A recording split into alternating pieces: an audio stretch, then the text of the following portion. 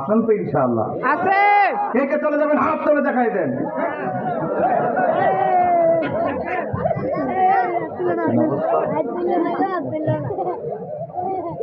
যে অবস্থা চা খাইয়া চলে যেতে হবে, আপনারা তো চান না। ওয়াজ তো লোক, এটা তো আপনারা চাচ্ছেন না। আপনারা থাকবেন না তো আমি কার বাইকে ওয়াজ করবো? থাকবো। বাইরে যারা আছেন যুবকরা, আমাকে প্রায় 100 জনের মতো যুবক রিসিভ করে তাকবীর দিয়ে এনেছে। আমার দিল খুশি হয়ে গিয়েছে। তো মুসাফির হিসাবে আমি তোমাদের জন্য দোয়া করব। আমার যুবক ভাইয়েরা, কি দোয়া করব? তোমরা যদি ঘোরাফেরা করো রাস্তায়, 1টা ঘন্টা যদি না বসতে পারো অন্তত প্রধান বক্তার সময়, এটা তো আফসোস। এত দূর থেকে বক্তা কি লেগে দাওয়াত দিলা ভাই? কম কিসের জন্য দাওয়াত দিছো? যদি বাইরে ঘুরো, দাওয়াত না দিতাম আরেক জায়গায় ডেটটা দিয়ে দিতেন। যারা বাইরে আসো 1টা ঘন্টা বসো, 1 ঘন্টা গড়ি ধরে বসো, 1টা ঘন্টা বসেন। আমার পরে তো আর বক্তা নাই, টেনশনের কি আছে? কালেকশন শেষ, সবকিছুই শেষ। আমি শুধু 2 মিনিটে কিয়াম হবে আর মোনাজাত হবে, এইটুকু কিছু আলোচনা করে কিয়াম হবে 2 মিনিটে, 2 কলি মোনাজাত দিয়ে দিব, 2 মিনিটে শেষ। বাইরে যারা আছেন একটু বসেন, প্রশ্ন থাকলে দাঁড়ায় করতে পারবেন, কাগজে লিখে দিতে পারবেন, কোনো অসুবিধা নাই। আমি ওই হুজুর না চ্যালেঞ্জ দিয়ে ভালায় চলে যাবো, কথা কেন ঠিক কিনা?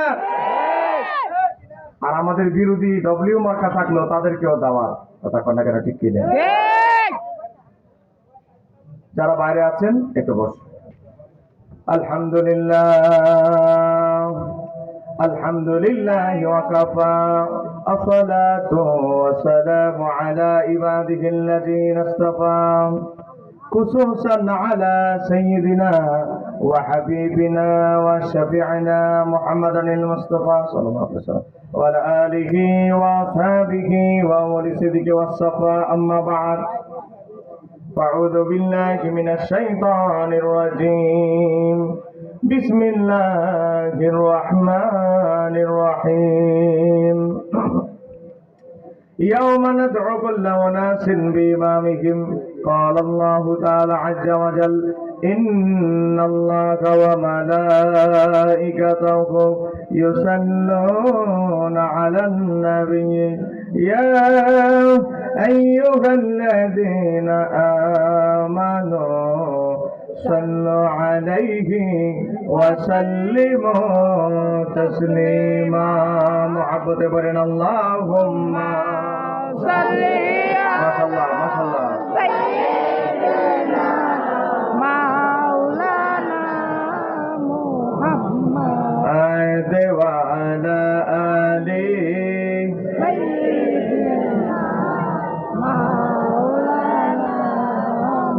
ইচ্ছে করলে হায়াতুন নবী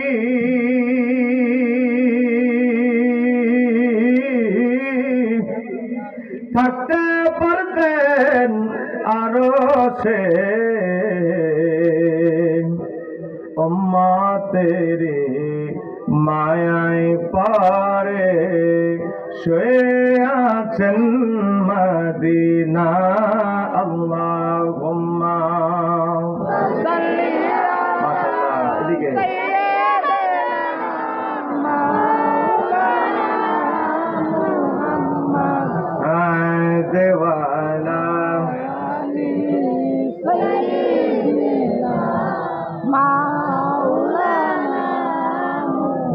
কোথায় আবু বকর, কোথায় ওমর, কোথায় উসমান, হে কোথায় আলী?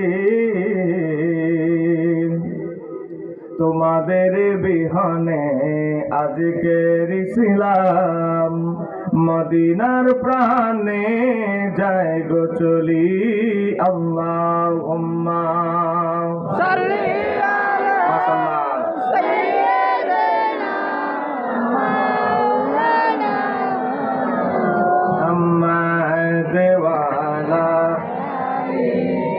সাইয়্যিদিনা মাওলানা বালাগালুলা বিকামালিহি কাশাবাল হাসনাতু জামিউ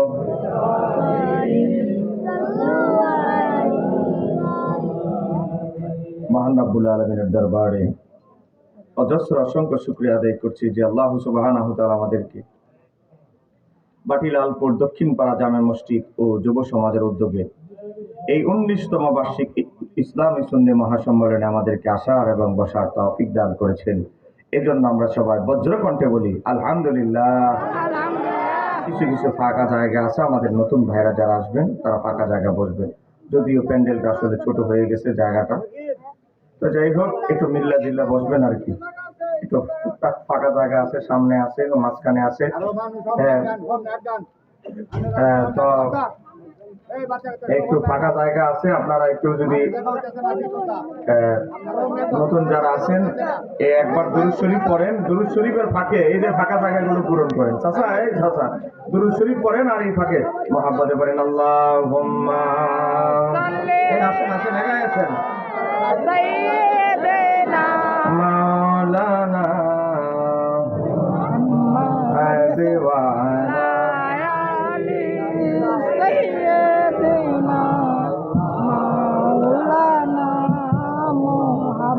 আমার বাবার ভাইয়েরা, যেহেতু রাত হয়ে যাচ্ছে আমি সময় বিলম্ব করতে চাচ্ছি না, তো আওয়াজ করবে না, হ্যাঁ আওয়াজ করিও না।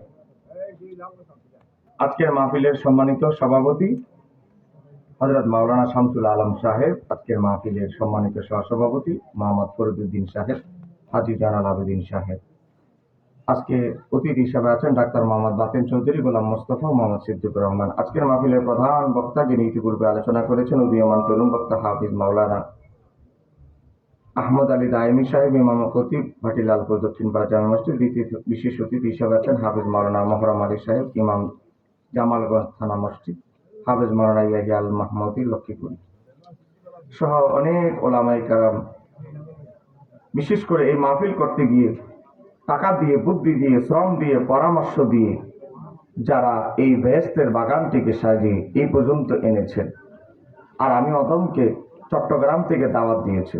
আল্লাহ প্রত্যেকের এই হাজিরা খেদমত যে পরামর্শ দিয়ে হোক, টাকা দিয়ে হোক, অর্থনৈতিকভাবে হোক, যে যেভাবে সহযোগিতা করেছে এই মাহফিলটি হয়েছে, প্রত্যেকের শুকরিয়া আদায় করছি, দোয়া করছি আমি মুসাফির হিসাবে আল্লাহ প্রত্যেকের খেদমত তার শাহী দরবারে কবুল করুন, সবাই বলেন আমিন। সম্মানিত আমার দিনী ভাইয়েরা, আমরা যে একটা মাসে আছি, এই মাসটার নাম হচ্ছে রজব মাস। একটু জোরে বলেন কি মাস? সামনে আসতেছে শাবান মাস, যেটাকে বলা হয় শবে বরাতের মাস। তারপরে আসতেছে রমজান মাস। কথা কন্টে কিনে চোখের পলকে কিভাবে বছরগুলো চলে যায় আমরা বুঝতে পারি না। অনুধাবন করলে, চোখ বন্ধ করলে মনে হয় যেমন কিছুদিন আগে ঈদুল ফিতরটা করলাম। কথা বলে না কেন, ঠিক কিনা? চোখের পলকে মানুষের হায়াত গুলো শেষ হয়ে যাচ্ছে, বছর শেষ হয়ে যাচ্ছে। এটা কিয়ামতের একটা আলামত। কারণ সহিহ বুখারী হাদিস নাম্বার 1036, আমি আগেও বলছি এখনো বলছি, আমি যতগুলো কথা বলবো রেফারেন্স সহকারে বলবো। ওই বাংলা ওয়াজের বই অমুক আরেক বক্তার ওয়াজ কপি করে চালাই দিব, ওই হুজুর আমি নয়। যতগুলো কথা বলবো রেফারেন্স সহকারে বলবো। আপনাদেরও যদি অজানা তথ্য জানার দরকার থাকে আমি এটা উত্তর দিয়ে যাব। তো নিশ্চিত থাকতে পারেন যা বলবো রেফারেন্স সহকারে। সহিহ বুখারী হাদিস নাম্বার 1036, আল্লাহর হাবিব বলে কিয়ামতের আগে এমন একটা সময় আসবে, কি আসবে? সময় সংকুচিত হয়ে যাবে, সময়ের বরকত থাকবে না। আজকে আমরা তাই দেখতে পাচ্ছি।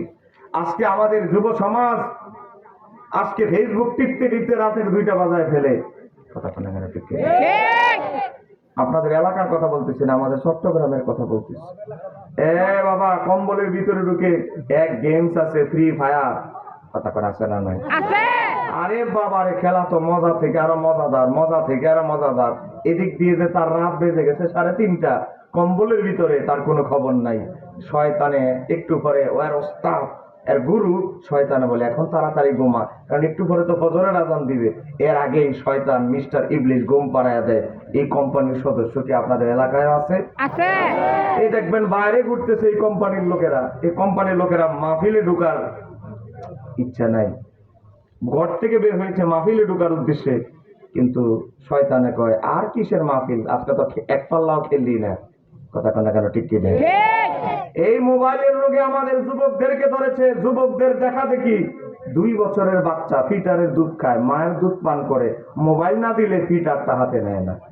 ঠিক কথা কোনো কেন ঠিক কিনা? ঠিক এই বাচ্চাদের যখন একটু বয়স একটু বড় হয়, বয়স হলো 3 বছর, বলেন বয়স কত? 3 বছর 3 বছর নতুন নতুন ভাত খাওয়া শিখেছে, ডিম দিয়ে মাছের ডিম সিদ্ধ, হ্যাঁ বাবা, মাছ ভাজি দিয়ে ভাত খাওয়া শিখেছে, এত সুন্দর সুন্দর ওই মুরগির কলিজা বোনা, কত কিছু খাবার আয়োজন, খাবে না কিন্তু খায় আবার। যন্ত্র যদি একটা দেওয়া হয়, এই যন্ত্রের নামটা কি? মোবাইল 3 বছরের বাচ্চা, সেও বলে মোবাইল যন্ত্র না দিলে আমরা খাবো না। আপনাদের এই এই জেলার নাম কি?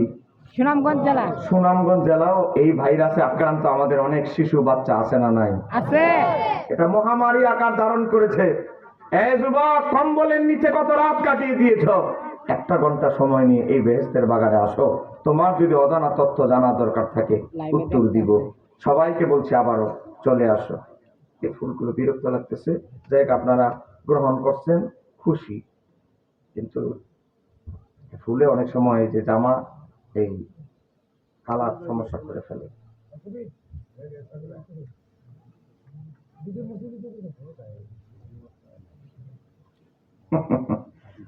আমাদের যুবকরা যে মহাব্বত দেখিয়ে এই মাহফিলে মহাব্বত দেখিয়েছে, আল্লাহ ওনাদের এই মহাব্বত হুসাইনি আদর্শ হিসাবে কবুল করুক। সবাই বলেন আমিন। আমিন আমার বাবারা ভাইয়েরা, এটা হচ্ছে রজব মাস। এই রজব মাসে আমার নবীর সবচেয়ে বড় মুজিজা মেরাজ শরীফ সংগঠিত হয়েছিল। একটু ধরে বলেন না সুবহানাল্লাহ। সুবহানাল্লাহ এ বাবা, আমার নবীকে আল্লাহ যত মর্যাদা দিয়েছেন, মুজিজা দিয়েছেন, যত মর্যাদা দিয়েছেন, তার মধ্যে সবচেয়ে বড় মর্যাদা হচ্ছে মেরাজ শরীফ। জোরে বলেন না সুবহানাল্লাহ। সুবহানাল্লাহ আমার আল্লাহ তার হাবিবকে এত বেশি ভালোবাসেন, এই মেরাজ একমাত্র আল্লাহর হাবিবের সাথে ঘটেছে, কোন নবীর সাথে ঘটে নাই।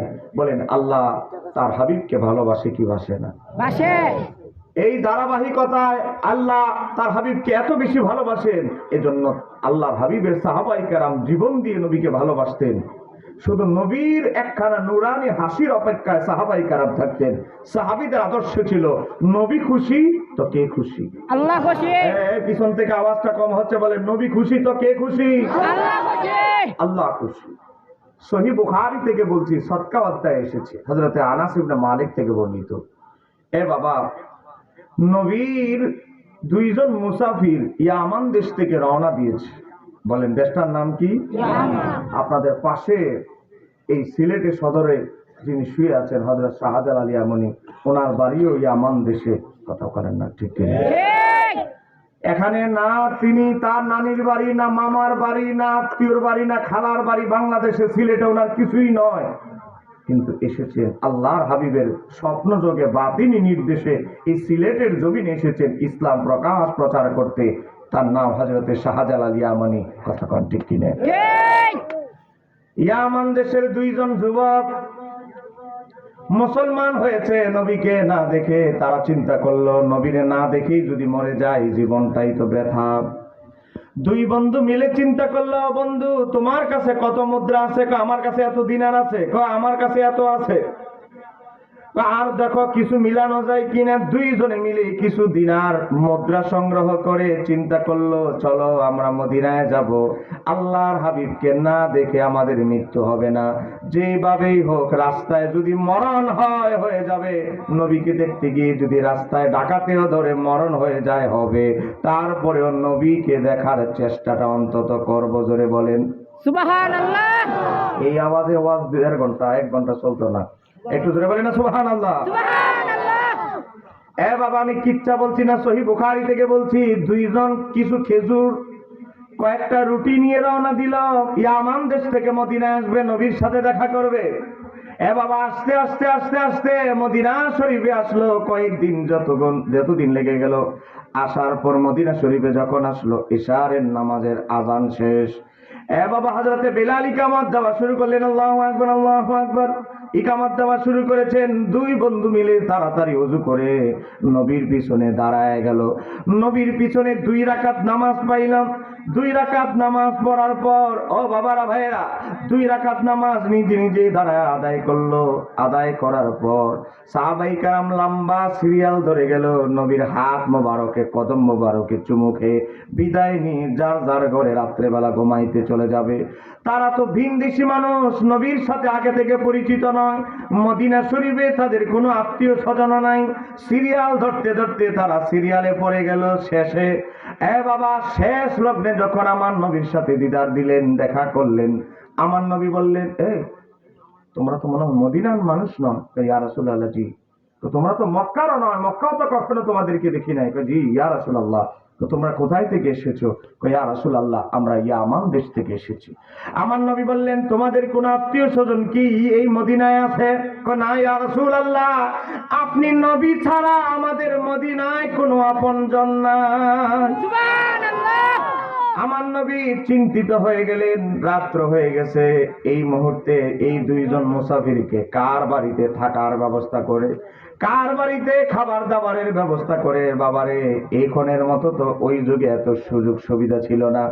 আজকে সুনামগঞ্জ এসেছেন, বাবারে, টাকা আছে, থাকার কোনো জায়গার অভাব নাই, হোটেল আছে। ঠিক। শাহজালালের মাজার জিয়ারত করতে এসেছেন অনেক দূর থেকে, টাকা আছে, থাকার জায়গার কোনো অভাব নাই। বাবা, আল্লাহর হাবিব চিন্তা করলেন, এমন একটা সময় আমার সাথে সাক্ষাৎ করেছো, মোটামুটি আমার পয়সাওয়ালা ধনী যারা সাহাবী সবাই বাড়িতে চলে গেছে, কার বাড়িতে থাকতে তোমাদেরকে পাঠাই? আমার নবী একটু চিন্তা করতে লাগলেন। আমার নবী দেখলেন কিছু গরিব সাহাবী সামনে বসা। এরা এই কারণে বসা, তারা বহু আগে চলে যেত, চলে যাচ্ছে না এই কারণে, তারা জানে তাদের ঘরে গেলেও রাতের খাবার নাই, ঘরে গেলেও বাস থাকতে হবে, এখানেও বাস থাকতে হবে। তো ঘরের চেয়ে এখানে উত্তম। কেন? ঘরে তো রহমত আলিল আলামিন নাই, মসজিদে নববীতে রহমত আলিল আলামিন বসে আছে, অপেক্ষায় আছে, সাহাবীদের সাথে সাক্ষাৎ দিচ্ছে। এখন আমরা যদি মসজিদে নববীতে বসে বসে নবীর নুরানি চেহারা আনোয়ারটা দেখি, আমাদের ক্ষুধার যন্ত্রণা মিটে যাবে। সুবহানাল্লাহ। তাকবীর। আল্লাহু আকবার। রিসালাত। ইয়া রাসূলুল্লাহ। বাবা, গভীর মনোযোগ। গরিব কিছু সাহাবী সামনে বসা। আমার নবী চিন্তা করলেন, সবাই তো চলে গেছে, আবু বকর চলে গেছে, ওসমান চলে গেছে, ধনাঢ্য সাহাবীরা চলে গেছে, কার বাড়িতে আমি আজকে থাকতে দেই, এই মেহমানদারির জন্য পাঠাই? নবী একটু চিন্তা করে দেখলেন 8-10 জন 20 জন গরিব সাহাবী বসা, এখনো তার বাড়িতে যায়নি। আমার নবী বললেন, আমার সামনে আগত বসারত সাহাবীরা, তোমরা এমন কেউ আছো? আমার এই 2 জন মেহমান দূর থেকে এসেছি, ইয়ামান দেশ থেকে, এমন কি কেউ আছো? এক রাতের জন্য তাদেরকে আজকে মেহমানদারি করবে, এমন কি কেউ আছো? কি হাত উঠাবে? সবাই তো অভাবী কোম্পানির লোক, তারা নিজেরাও জানে না রাতের বেলার খাবার তাদের ঘরে আদৌ আছে না নাই। বাবা, গভীর মনোযোগ। কেউ যখন হাত উঠাচ্ছে না, আমার নবীর চেহারা আনোয়ারটা একটু মলিন হয়ে গেল। আমার নবীর মলিন চেহারা দেখে একজন গরিব আনসার সাহাবী সে হাত উঠে বলে, ইয়া রাসূলুল্লাহ, নবী গো, আপনার মলিন চেহারা আমার সহ্য হচ্ছে না, ইয়া রাসূলুল্লাহ, আপনি যদি অনুমতি দেন, আপনার এই 2 মেহমানকে এক রাতের জন্য আমি মেহমানদারি করতে চাই। সুবহানাল্লাহ। আমার নবী তার চেহারার দিকে তাকায় দেখে সপ্তাহে 7 দিনের মাঝে 4 দিন 5 দিন না খেয়ে থাকে। আমার নবী চিন্তা করলেন, এই বেচারা যে হাত উঠাইলো। আমার নবী আবার ইকরার নিতে চাইলেন, বললেন, তুমি কি নিশ্চিত আমার এই 2 মেহমানকে তুমি মেহমানদারি করতে পারবা? তুমি কি নিশ্চিত? ইয়া রাসূলুল্লাহ, নবী গো, আপনার মেহমান তো আল্লাহর মেহমান, আমরা না খেয়ে থাকবো, ক্ষুধার্ত থাকবো, তারপরেও আল্লাহর হাবিবের মেহমানকে অভুক্ত রাখবো না, না খাওয়ায় রাখবো না। সুবহানাল্লাহ। আপনি যদি অনুমতি দেন, আমি 2 মেহমানকে নিয়ে বাড়িতে চলে যেতে চাই। আল্লাহর নবীর আনসার সাহাবী চলে গেলেন বাড়িতে। যাওয়ার পরে বিবি সাহেবাকে বললেন, ও বিবি, আল্লাহ তো আজকে আমাকে বড় পরীক্ষায় ফেলে দিয়েছে। মসজিদ নববীতে বসা সবাই যখন চলে গেল, 2 জন মেহমান সাক্ষাৎ করেছে, আল্লাহর হাবিব মেহমানদারির জন্য যখন ঘোষণা দিল, কে আসো, কেউ যখন হাত উঠায় না, আমার নবীর নুরানি চেহারা একটা মলিন হয়ে গেল। আমার নবীর নুরানি মলিন চেহারা দেখে আমার বুকটা ফেড়ে যাচ্ছিল। এজন্য আমি দায়িত্ব নিয়েছি, ও বিবি, ঘরের ভিতরে কি আছে? আল্লাহর হাবিবের মেহমান সাধারণ মেহমান নয়, আমার আত্মীয় স্বজন, মামতো ভাই, খালতো ভাই, বিআই বিআইন শালি মেহমান নয়, সাধারণ মেহমান তারা নয়, আল্লাহর হাবিবের মেহমান। ও বিবি, ঘরে কি আছে ব্যবস্থা করো, মেহমানকে মেহমানদারি করতে হবে। জোরে বলেন না সুবহানাল্লাহ। সুবহানাল্লাহ। মহিলারা তো এমনি একটু কথা, আপনাদের সুনামগঞ্জে না, আমাদের ওই চট্টগ্রামে একটু কথা একটু ফেসায় বেশি, কথা কোনা কেন ঠিক কি দেয়। ঠিক। আমার নবীর আনসার সাহাবীর বিবি বলতে লাগলো, এটা কামটা করলেন কি? আমার জিজ্ঞাসাও করলেন না, পরামর্শ নিলেন না, খবরও দিলেন না। হুট করে মেহমান দুইজন নিয়ে এসেছেন, নিজেরাই খাবার নাই, নিজেরাই খাবার নাই, মেহমান খাওয়াবো কই থেকে? আপনি কামটা করলেন কি? আপনি যদি আরেকটু আগে জানাইতেন তাহলে ওই অন্তত কারো প্রতিবেশী কারো কাছ থেকে একটু ধারটা নাই না, অন্তত দুই একটা রুটি বানাইতাম। এখন এত রাত্রে কে রুটি ধার দিবে, ময়দা কে ধার দিবে? এই মুহূর্তে কে আমাদেরকে আটা ময়দা ধার দিবে? আপনি কি মুসিবতে ফেলাইছেন? আল্লাহ নবীর আনসার সাহাবী বলতে লাগলো, এত কথা বুঝি না বেগম সাহেবা, আমরা না খেয়ে থাকবো, নবীর মেহমানকে খাওয়াইতে হবে। আল্লাহর হাবিবের সামনে আমি বড় মুখ করে বলে নিয়ে এসেছি। বিবি বলতে লাগলো, ঘরে তো কিছুই নাই, দুইটা রুটি বানিয়েছি, আমাদের একটা ছেলে আছে, একটা মেয়ে আছে, দুইটা রুটি এই উদ্দেশ্যে বানিয়েছি, দুইটা রুটি দুইটা বাচ্চাকে খাওয়াই দিব, আর আমরা পানি খেয়ে স্বামী স্ত্রী ঘুমায় যাব, কারণ আমরা কত রাত না খেয়ে ঘুমায় যাই। আজকেও একটু এরকমই হলো, অসুবিধাটা কি? কত রাত আমরা না খেয়ে কাটিয়ে দিলাম, আজকেও মনে করেছি না খেয়ে কাটিয়ে দিব। বাচ্চাদের জন্য দুইটা প্রস্তুত করেছি রুটি। ও স্বামী, বাচ্চাদেরকে যদি রুটি দুইটা দিয়ে দেই, মেহমানকে দিব কি?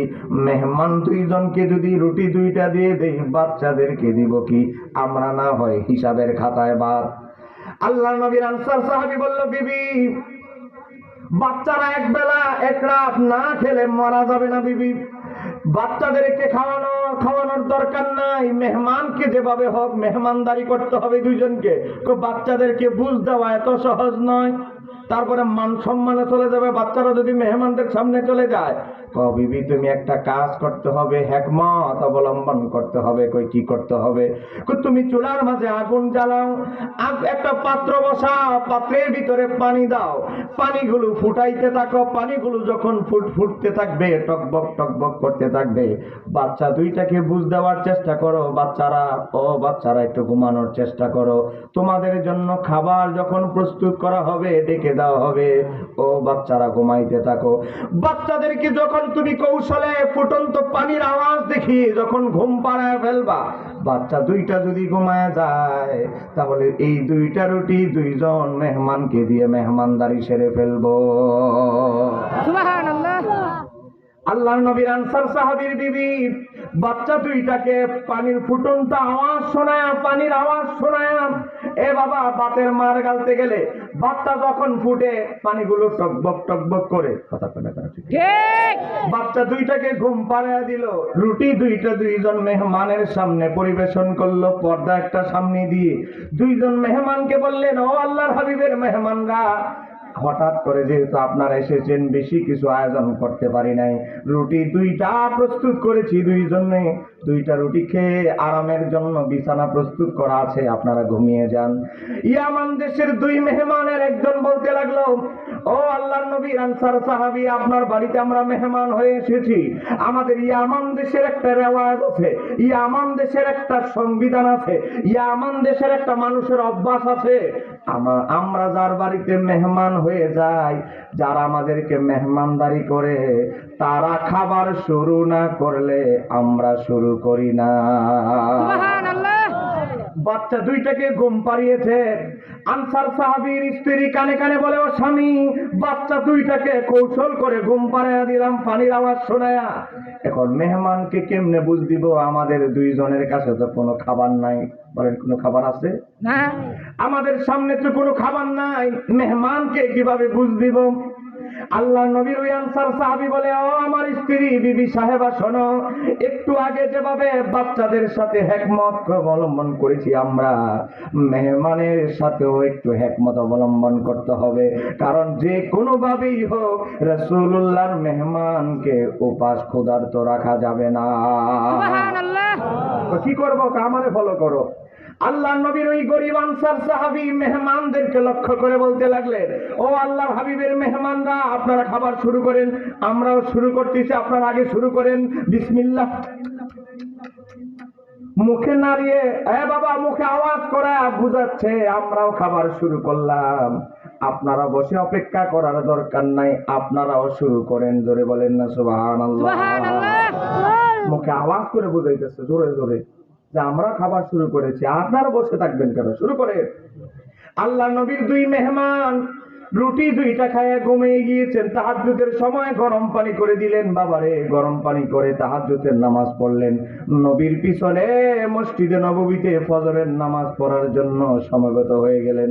আমার নবী ফজরের নামাজের ইমামতি করলে, আসসালামু আলাইকুম ওয়া রাহমাতুল্লাহ, সালাম ফিরাইলেন। সালাম ফিরানোর পরে বাবা তসবিহ পড়ে কয়েকবার, তসবিহ দুই প্রকার দোয়া শেষ করে আমার নবী বললেন, আমার সাহাবাইকারা, একজন মসজিদে নববী থেকে বের হবে না। সাহাবীরা তোমরা সবাই বসো, আজকে আমি আমার এক আনসার গরিব সাহাবীর, আমি রাসূলুল্লাহর দুই মেহমানের মেহমানদারির গল্প শোনাবো। আপনাদেরকে চাটা দিতে হবে। জি না। সুবহানাল্লাহ, আওয়াজটা ঠান্ডা হয়ে গেছে। কিরে চাটা কি পর্যাপ্ত পরিমাণ আছে? সবার দেওয়া যাবে? আমার খাদেমে কইতে চা আছে, চা দরকার হইলে চা পরিবেশন করব, তাও একটু আওয়াজটা জোরে দিতে হবে। পারবেন তো ইনশাআল্লাহ? ইনশাআল্লাহ। কে কে পারবেন না হাত তুলে দেখাই দেন।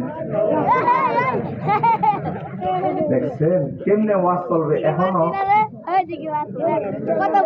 আবেগের শ্রোতা আছে। দেখছেন না অবস্থা? আবেগে সর্বনাশ। আবেগে কি সব জায়গায় কি আবেগ চলবে? আপনারা যদি দেখেন, ওই যে আমাদেরকে যে রিসিভ করলেন তিনজন লোক, জায়গার নাম দেখি সুনামগঞ্জের, সেখান থেকে আমাকে রিসিভ করলেন। আপনারা যদি গিয়ে দেখেন সুনামগঞ্জ শহরে যাবেন, মোড়ের মধ্যে পাগড়ি একটা লাগায়, বড় জুব্বা লাগায় যদি দেখেন, ওই টঙ্গী ইস্তেমা থেকে কোনো হুজুর ঘুরে জুব্বা দেখে আবেগে ওই যে না বুঝে হাত উড়ে ফেলছে, আবেগে ওই জুব্বা দেখে কি পাগল হওয়া যাবে? ইমান আকীদা দেখতে হবে। কথা বলে না কেন, ঠিক কিনা? জুব্বা দেখলেই হবে না, ভিতরে কি আছে দেখতে হবে। বাবা, আমাদের চট্টগ্রামে একটা বড় বিশাল মসজিদ, আমাদের চট্টগ্রামে এক বাজার, এই বাজারে আগে আজ থেকে 30-35 বছর আগে, এখনো তো গ্রামগঞ্জে আছে। বাবা, ইমাম যদি রমজানের ঈদে ঈদুল ফিতরে ছুটিতে চলে যায়, নামাজ পড়ানোর হুজুর পাওয়া যায় না। কথা কেন কেন, ঠিক কিনা?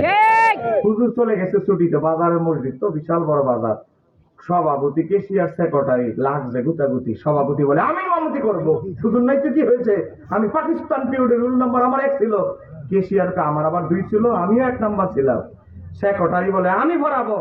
ইমামতি করবে একজন। বলেন প্রার্থী হয়েছে কয়জন? 3 জন। মুসল্লিরা লেগে গেছে গুতাগুতি, দেখছো কারবার। ইমামতি করবে একজন, প্রার্থী হয়েছে 3 জন। সভাপতির পক্ষে গেলে হে বেজার, হে এর পক্ষে গেলে হে বেজার। মুসল্লিরা কয় একটা কাজ করি আমরা, কয় কি? আমরা সবাই বলি কারো পক্ষে আমরা নাই। সবাই বলে থামো তোমরা, তোমাদের একজনের পিছনে নামাজ পড়বো না। তোমাদের কলমের ভিতরে এত হিংসা, একজন আরেকজনের ছাড় দিতে চাও না। তোরা তো মূর্খ, তো তোরা পড়াবি নামাজ পড়া, আমরা পড়াবো না তো কি হবে? এত বড় বাজার, কোন হুজুর, আধা হুজুর, ছোট হুজুর, মেজো হুজুর, কোন হুজুর যদি বাজারে ফল কিনতে আসে, শ্বশুর বাড়ি বেড়াইতে যাক আর যেখানে যাক, হুজুর একটা দেখলে তাই নাই ইমামতির দ্বারা করে দিব। বাজারে গেছে দেখা যাক ছোটখাটো হুজুর আসে কিনা। বাবা, নামাজটা ছিল আসরের নামাজ।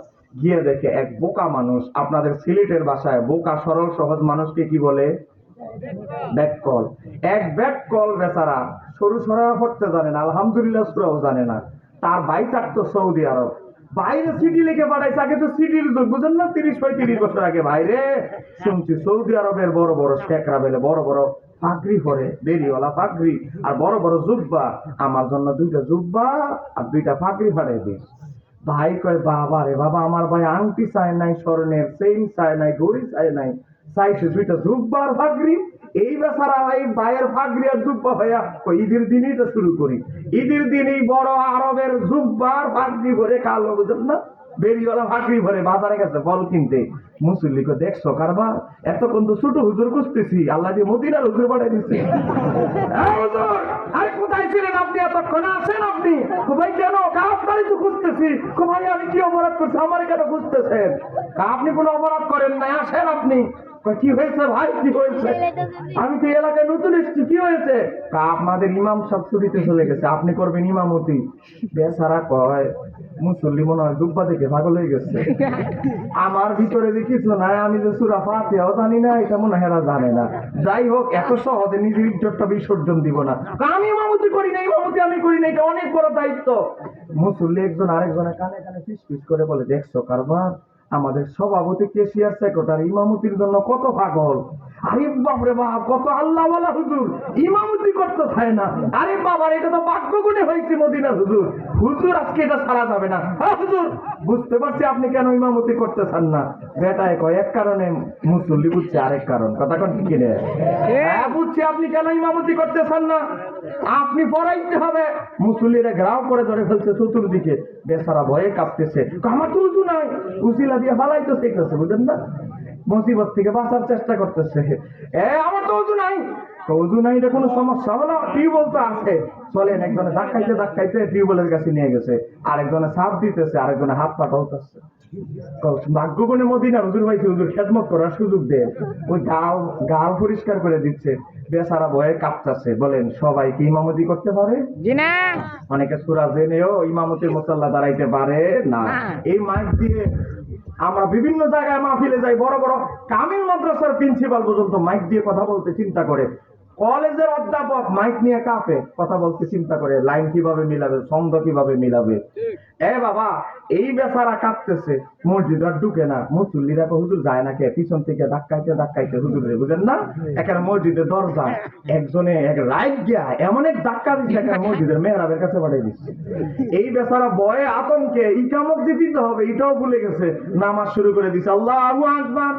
মুসল্লি কই ইকামত দিলাম না, এটা আবার কেমন হুজুর? ওই কিছু আবেগী মানুষ এটা না বুঝে হাতুটা, এই কোয়ালিটির কিছু মুসল্লি কয়, আরে বাবা, এটা আমাদের বাটিলালপুরের হুজুর না, এটা মদিনার হুজুর। মদিনার হুজুর নামাজ পড়ে, ইকামত লাগে না। এটা ধরে কন্যা নাউজুবিল্লাহ। ইকামত কি আর মক্কার হুজুর, মদিনার হুজুর আর বাটিলালপুরের হুজুরের মধ্যে কোনো পার্থক্য আছে? সেইটা আসরের নামাজ, আসরের নামাজে আবার জোরে সূরা কেরাত পড়া লাগে, বাচ্চা গেছে। এখন এক রুকু 10 মিনিট, এক সেজদা আধা ঘন্টা। মুসল্লিকে দেখছো কারবার, যত বড় হুজুর তত বড় সেজদা। আর আমাদের ভাটিলালপুরের হুজুর 3 মিনিটে আসরের নামাজ শেষ। ওই 5 মিনিটে যাবে, টিউশনি করবে, মিলাদ করবে, খতমে যাবে। আরে বাপরে বাপ, হুজুর যত বড় সেজদাও তত বড়। মোটামুটি খতম রাকাত শেষ হইতে হইতে মাগরিবের ওয়াক্ত আগে গেছে। বাবা, আগের মসজিদ গুলো তো টিনের মসজিদ, অন্ধকার নেমে আসতেছে। এই বেচারা ভয় আর আতঙ্কিত হয়ে গেছে। দ্বিতীয় রাকাতের দ্বিতীয় সেজদায় গিয়ে আর মাথায় উঠায় না। এক মুসল্লি আমাদের সমাজে দেখবেন, সামনে আসতেছে তারাবি, রমজান মাস, বাবা নামাজ পড়তেছে, গরমকাল তো, আবার দেখে ফ্যানটা ঠিক মতো চলে। কথা কন, এরকম মুসল্লি আছে না? নাই আছে। ফ্যানও দেখে আবার নামাজও চলে, দুই তালেই আছে। এই কোয়ালিটির এক মুসল্লি বলে, আধা ঘন্টা হয়ে গেল হুজুর কি মাথায় উঠায় না, হুজুর কি আসে না মারা গেল, মাথা উঠায় দেখে হুজুর নাই। মুসল্লিরা, লালপুরের মুসল্লিরা মাথা উঠাও, আর কি হয়েছে, কার হুজুর তো গায়েব হয়ে গেছে। কায় হায় হায় রে, ওই যে তুই যে ধাক্কাটা দিছ তোর বেয়াদবির কারণে হুজুর মনে আসমানে উঠে গেছে। আসলে হুজুর তো গায়েব হয় নাই, আসমানেও যায় নাই। আগের মসজিদ গুলো তো টিনের জোড়া চালিয়ে দেওয়া, টিন বুঝেন না, ডাইন দিক দিয়ে একটু ভাঙা বেড়া ছিল, ধাক্কা দিয়ে চলে গেছে। এখন আপনারা কি আবার আমারে ফালাই দিয়ে চলে যাবে? কে কে যাবেন না, একটু হাত তুলে দেখান তো। নারায়ে তাকবীর। এই আওয়াজে ওয়াজ চলতো না, নারায়ে তাকবীর, নারায়ে রিসালাত, আহলে সুন্নাত ওয়াল জামাত জিন্দাবাদ। আমার বাবারা, ভাইরা, আমার নবী বললেন, সাহাবীরা তোমরা বসো। আজকে আমার এক গরীব আনসার সাহাবীর মেহমানদারির গল্প শোনাবো তোমাদেরকে। সাহাবীরা একজন আরেকজনের দিকে তাকায়, পরিবেশটা বহুত কষ্ট করে বুঝাইলাম, এখন আমরা মূল ওয়াজে ঢুকতে চাচ্ছি মাত্র। আওয়াজ করা যাবে না।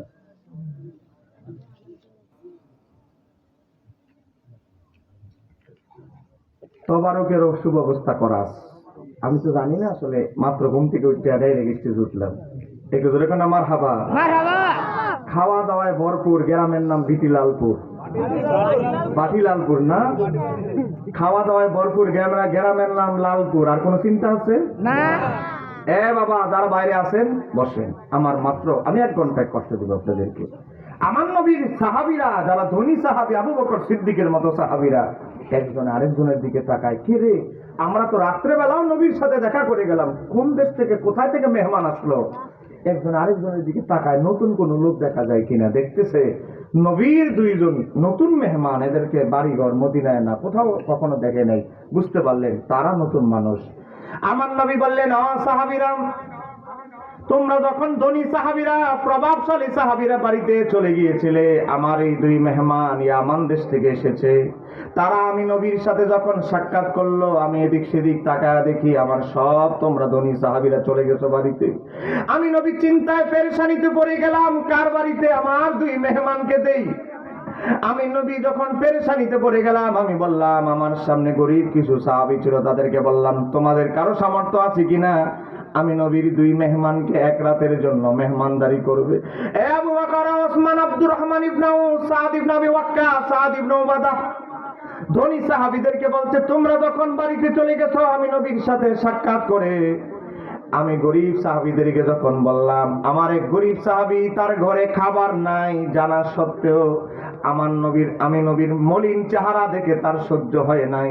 আমি নবীর মলিন চেহারা তার জন্য কষ্টদায়ক হয়েছে, এই কারণে আমার 2 মেহমানকে বাড়িতে নিয়ে গিয়েছে। বাচ্চা 2টাকে উপাস রেখে, বাচ্চা 2টাকে কৌশল করে ঘুম পাড়া দিয়া, স্বামী স্ত্রী 2 জন উপাস থেকে সারা রাত আমি নবীর 2 মেহমানকে যেভাবে মেহমানদারি করেছে, তাদের মেহমানদারি দেখে মাওলা রব্বে জুল জালাল নিজের কুদরতি সুরতে মুস্কি হাসি দিয়ে ফেলেছে। একটু জোরে বলেন না সুবহানাল্লাহ।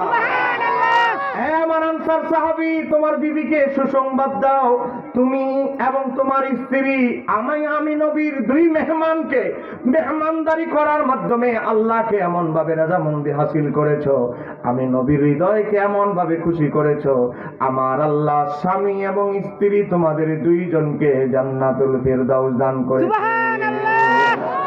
একটু ধরে বলেন না সুবহানাল্লাহ।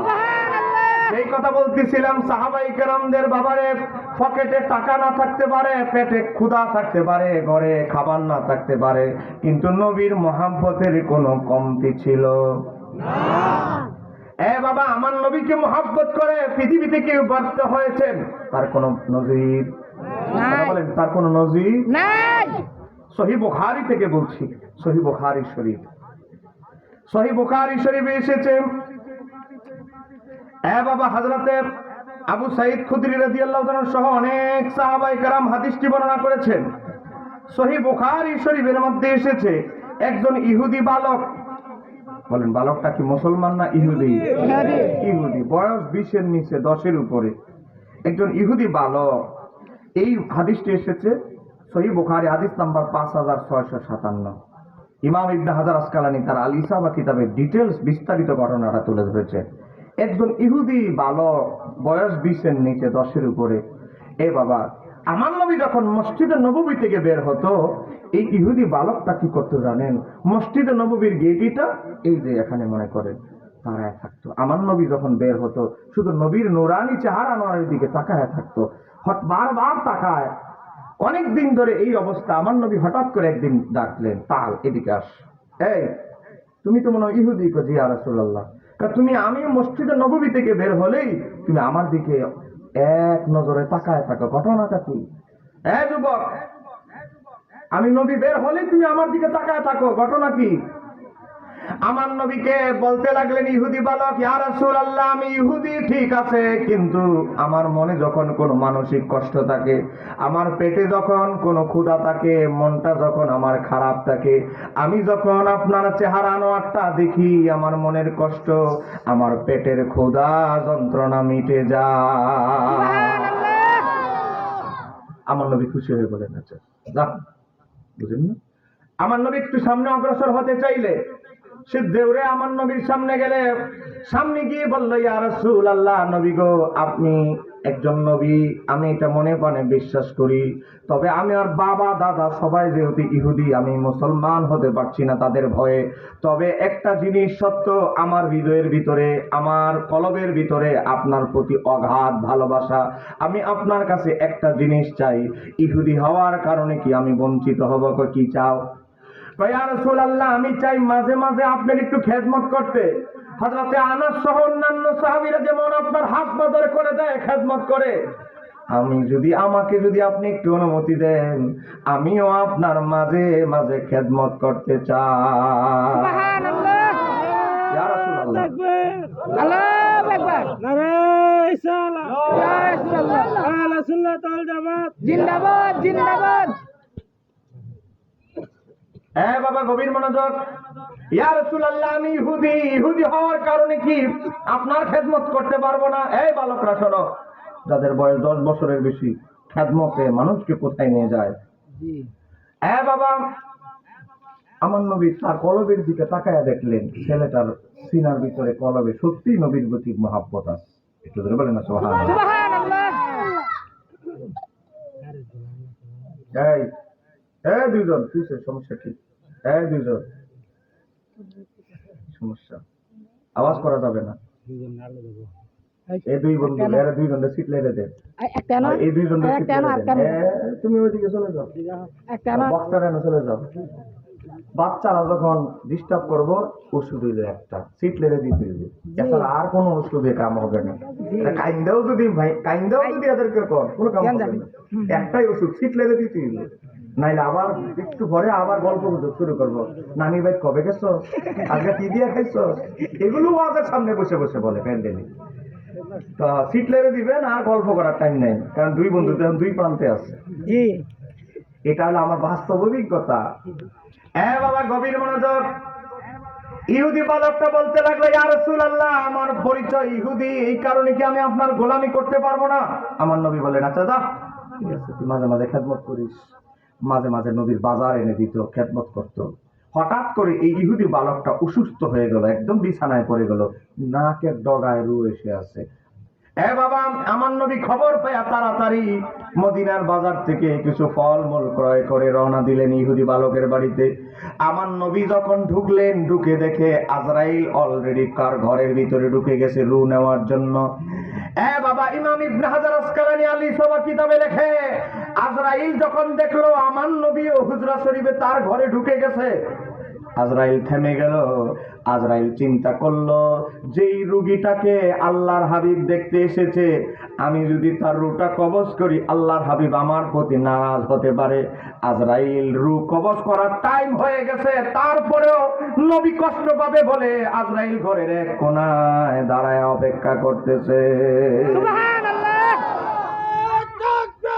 আল্লাহু আকবার। ইয়া রাসূলুল্লাহ। আহলে সুন্নাত ওয়াল জামাত জিন্দাবাদ জিন্দাবাদ। বাবারা, গভীর মনোযোগ। আজরাইল দাঁড়ায় অপেক্ষা করছে, নবী না পাওয়া পর্যন্ত আমি ডিউটি পালন করব না। আল্লাহর হাবিব যদি কষ্ট পায়, তাহলে আমি আজরাইলগিরির চাকরি চলে যাবে। কথা কনা কেন, ঠিক কিনা? ঠিক। আজরাইল অপেক্ষা। আমার নবী ইহুদি বালকের মাথায় হাত বুলে বললেন, তোমার আয়ু একেবারে শেষ প্রান্তে, আজরাইল একেবারে আশেপাশে আছে। যুবক, তুমি আমার অনেক খেদমত করেছো, হুজুর পানি এনে দিয়েছো, বিভিন্ন সময় খেদমত করছো, তোমার সিনার ভিতরে আমি নবীর প্রতি মহব্বত আছে। যুবক, আমি চাই না আমি নবীকে ভালোবাসে কেউ জাহান্নামে যাক। যুবক, তোমার আর জান্নাতুল ফিরদাউসের মাঝখানে একটা দেয়াল আছে। আমি নবী চাই সে দেয়ালটা তুমি লাত্তি মেরে ভেঙে ফেলো। তুমি আমার হাতে হাত রেখে যদি বায়াত হয়ে যাও, তুমি এমন এক জান্নাতে থাকবে, যে জান্নাতে আমি নবীও তোমার কাছাকাছি থাকবো। তুমি কালেমা পড়ো। ইহুদি বালক তার বাবার চেহারার দিকে তাকাইল, তার বাবা এখনো জিন্দা আছে। বাবার দিকে তাকাইছে, বাবা কি ইশারা দেয়। বাবা চিন্তা করতে লাগলো, আল্লাহর হাবিব বলেছেন, আর এই লোকটার, এই ছেলের হায়াত একেবারে শেষ, নাকের ডগায় রু এসেছে, আজরাইল ঘুরতেছে। ইহুদি ওই ভদ্রলোক চিন্তা করলো, আমি কালেমা পড়ি আর না পড়ি, আমার ছেলে যেহেতু ওনারে ভালোই বাসে, ওনার খ্যাত মতো করতো, ছেলের সর্বনাশ করে লাভ নেই। বাবা মাথাটা নাড়ায় বলে, ঠিক আছে, তুমি যেহেতু ওনাকে ভালোবাসো, ওনার খ্যাত মতো করতাম, ওনার হাতে বায়াত হয়ে মুসলমান হয়ে যাও। একটু জোরে বলে যাও। বাবা কালেমা পড়লো আমার নবী, তার জন্য মাথায় হাত বুলায় বরকতের জন্য দোয়া করলো। আমার নবী আঙ্গুল দিয়ে ইশারা দিলেন, সাহাবীরা বুঝলো না কিসের ইশারা দিলেন। আমার নবী আঙ্গুল দিয়ে ইশারা দিয়ে বুঝাইলেন, আজরাইল এবার তুমি তোমার দায়িত্ব পালন করতে পারো। সুবহানাল্লাহ। আজরাইল রুটা নিয়ে গেল। আমার নবী হাত দুইটা উত্তোলন করে বলে, মাওলা, ও মাওলা, তোমার দরবারে আমি নবী শুকরিয়া আদায় করছি, তুমি আমার একজন আশিককে জাহান্নামের দরজা থেকে জান্নাতের ভিতরে ঢুকাইয়া দিয়েছো। সুবহানাল্লাহ। বাবা, নবীর গোলামি করে, নবীকে মোহাব্বত করে পৃথিবীতে কেউ ব্যর্থ হয় নাই। কথা কোন কেন ঠিক? ঠিক। আজকে দেখবেন বাতিলদের সাথে আমাদের সাথে বাতিলদের সবচেয়ে বড় ডিফারেন্স, পার্থক্য হচ্ছে মোহাব্বত। বাবা, আমার নবীকে এমনও বড় হুজুর আছে, নবীরে রাখাল বললে তার ভালো লাগে, কিন্তু আমরা নবীকে রাখাল শব্দ নবীর শানে শুনলে হৃদয় ক্ষত বিক্ষত হয়ে যায়। কথা কথা কেন ঠিক কিনা? বলেন, আপনারা কি নবীকে রাখাল মানতে চান? এই যে বক্তারা আমার নবীকে রাখাল বলে, তাদের সাথে আমাদের কোনো সম্পর্ক নাই। যত বড় বক্তা হও, নামের পিছনে যত বড় টাইটেল থাকো, তুমি যেই রাজনৈতিক দলের দালালি করো না কেন, তুমি আমার নবীকে রাখাল প্রমাণের চেষ্টায় লিপ্ত। তোমার মতো নবীকে আমার দরকার নাই। কথা কোন ঠিক কিনা? নবীর এত দা আল্লাহু আকবার। রিসালাত ইয়া রাসূলুল্লাহ। নবীজির শত্রুরা হুশিয়ার সাবধান, হুশিয়ার সাবধান, আমার নবীজির শত্রুরা। আমার বাবার ভাইয়েরা গভীর মনোযোগ। 11:31 বেজে গেছে। আরে সময় রে কিভাবে দ্রুত চলে যায়। তিনটা বাবা 11:30 বাজে, আমি কি 12টা পর্যন্ত যাবো ইনশাআল্লাহ? দিন আর একটু একটা। গভীর মনোযোগ বাবা। নবীর এত সম্মান খুঁজে পায় না, সে খালি নবীর রাখাল কেমনে প্রমাণ করা যায় এটাতে সে ব্যস্ত। কথা কথা কেন ঠিক কি?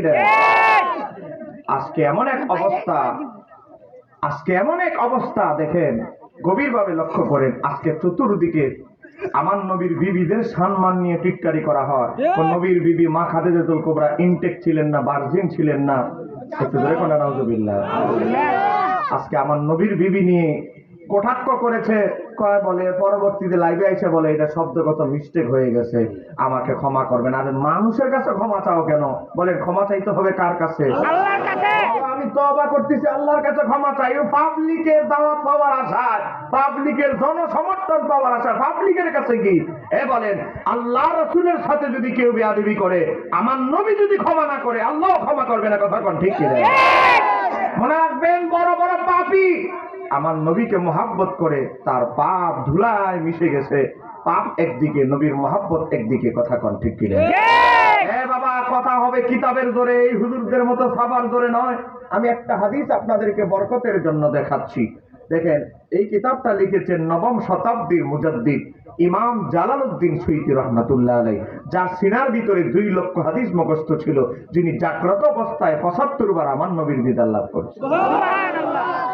কবি বলেন, জালালউদ্দিন সুয়ুতী 75 বার দেখলো নবীজি, এতবার দেখিবার পরেও তৃপ্তি তাহার হলো না। মদিনা আশিক মুমিনের ঠিকানা। হায় হায়, দিদারে চেয়ে কান্দ সবাই, হাও না নবীর দিওয়ানা। মদিনা বাবা, জালালউদ্দিন সুয়ুতী রাহমাতুল্লাহ আলাইহি 9ম শতাব্দীর মুজাদ্দিদ, যার কিতাব আপনাদের আশেপাশে কওমি মাদ্রাসা আছে, তার কিতাব পড়তে হয়, না পড়লে মৌলবী হওয়া যায় না। তাফসিরে জালালাইন। বাবা, আলিয়া মাদ্রাসায় যদি পড়তে যান, ফাজিল ক্লাসে ওনার কিতাব পড়ানো হয়, জালালাইন 100 নম্বরে পরীক্ষা দিতে হয়।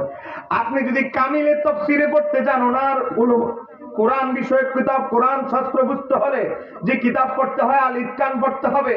এই বাবা কওমি বলেন, আলিয়া বলেন, অনার্সে যদি পড়তে যান ওনার উসুলে হাদিসের কিতাব তাদরিবুর রাবি পড়তে হয়।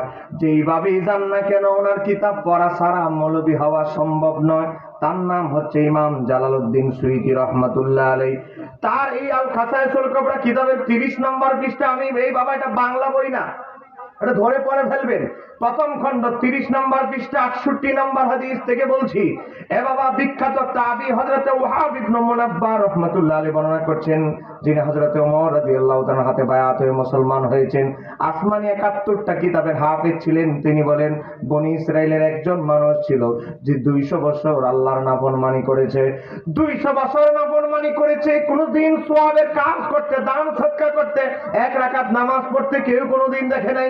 সমাজে আমাদের অনেক মানুষ এমন আছে বাবারে সপ্তাহে শুধু জুমার নামাজটা পড়ে, কথা কোন আসে না? আছে। আবার এমন মুসল্লি আছে জুমার নামাজটা পড়ারও টাইম নাই, পরে খালি গিয়ে ঈদের নামাজটা। ঠিক আপনাদের এলাকার কথা না, আমাদের চট্টগ্রামের কথা বলছি। সব জায়গায় আছে এই কথা কোন আছে না? নাই। আছে। আবার এমনও মুসল্লি আছে বাবারে এক ঈদের নামাজ পড়ে আরেকটা পড়ার টাইম পায় না, পরে একটা নামাজ মাঝে মাঝে পড়ে, সেটা হলো জানাজার নামাজ। এই কথা কোন ঠিক কি? ঠিক। বাবা ঈদের নামাজ পড়ার কোনোদিন ঈদগাহে যায় না, জানাজাটা পড়ে, তা আবার সবার জানাজা পড়ার টাইম নাই। আত্মীয় স্বজনের ভিতরে মরে গেছেন, না গিয়া দৌড়াই নাই। এমন আছে না? নাই। আছে। আমার এলাকার এক দাদা, সে শুধু ঈদের নামাজও পড়ে না, জুমার নামাজও পড়ে না, শুধু জানাজার নামাজ পড়ে। তাকে গিয়া বললাম, দাদা সপ্তাহে একটা জুমা এটাও পড়েন না, বছরে 2টা ঈদের নামাজও পড়েন না, খালি জানাজার নামাজটা পড়েন, ঘটনাটা কি? নাতি, যাদের সাথে জুমা পড়বো তাদের সাথে তো রাস্তাঘাটে দেখা হয়, যাদের সাথে ঈদের নামাজ পড়বো তাদের সাথেও রাস্তাঘাটে দেখা হয়, যার জানাজার নামাজ পড়বো তার সাথে কার জীবনে দেখা হবে? এজন্য জানাজা হইলে তারে আখিরি বিদায় দিয়ে দিতে। এরকম মুসল্লি সমাজে আছে না? নাই। আছে। আল্লাহ তাদেরকে হেদায়েত দান করুক, জোরে বলেন আমিন। আরেকটু আসতে বলেন আমিন। এই আওয়াজে আবার কোন একটা পর্যন্ত। বাবা গভীর মনোযোগ।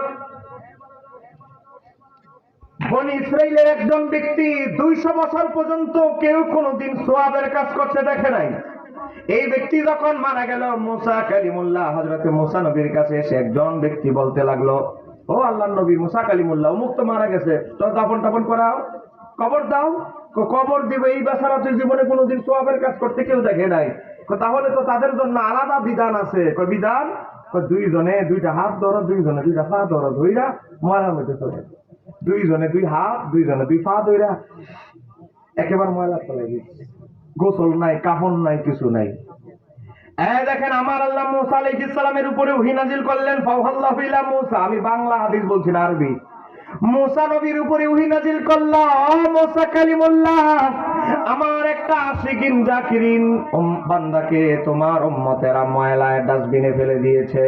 ও মুসা কালিমুল্লাহ, আমি মাওলা, আমি আল্লাহ হুকুম দিচ্ছি যে তুমি নিজে গিয়ে ময়লা আবর্জনা ডাস্টবিন থেকে তার লাশটা উত্তোলন করে আতর খুশবু মেখে সুন্দর করে নিজে কাফনের কাপড় পরা, নিজে জানাজার ইমামতি করে নিজ হাতে তাকে কবরে দাফন করার ব্যবস্থা করো। সুবহানাল্লাহ।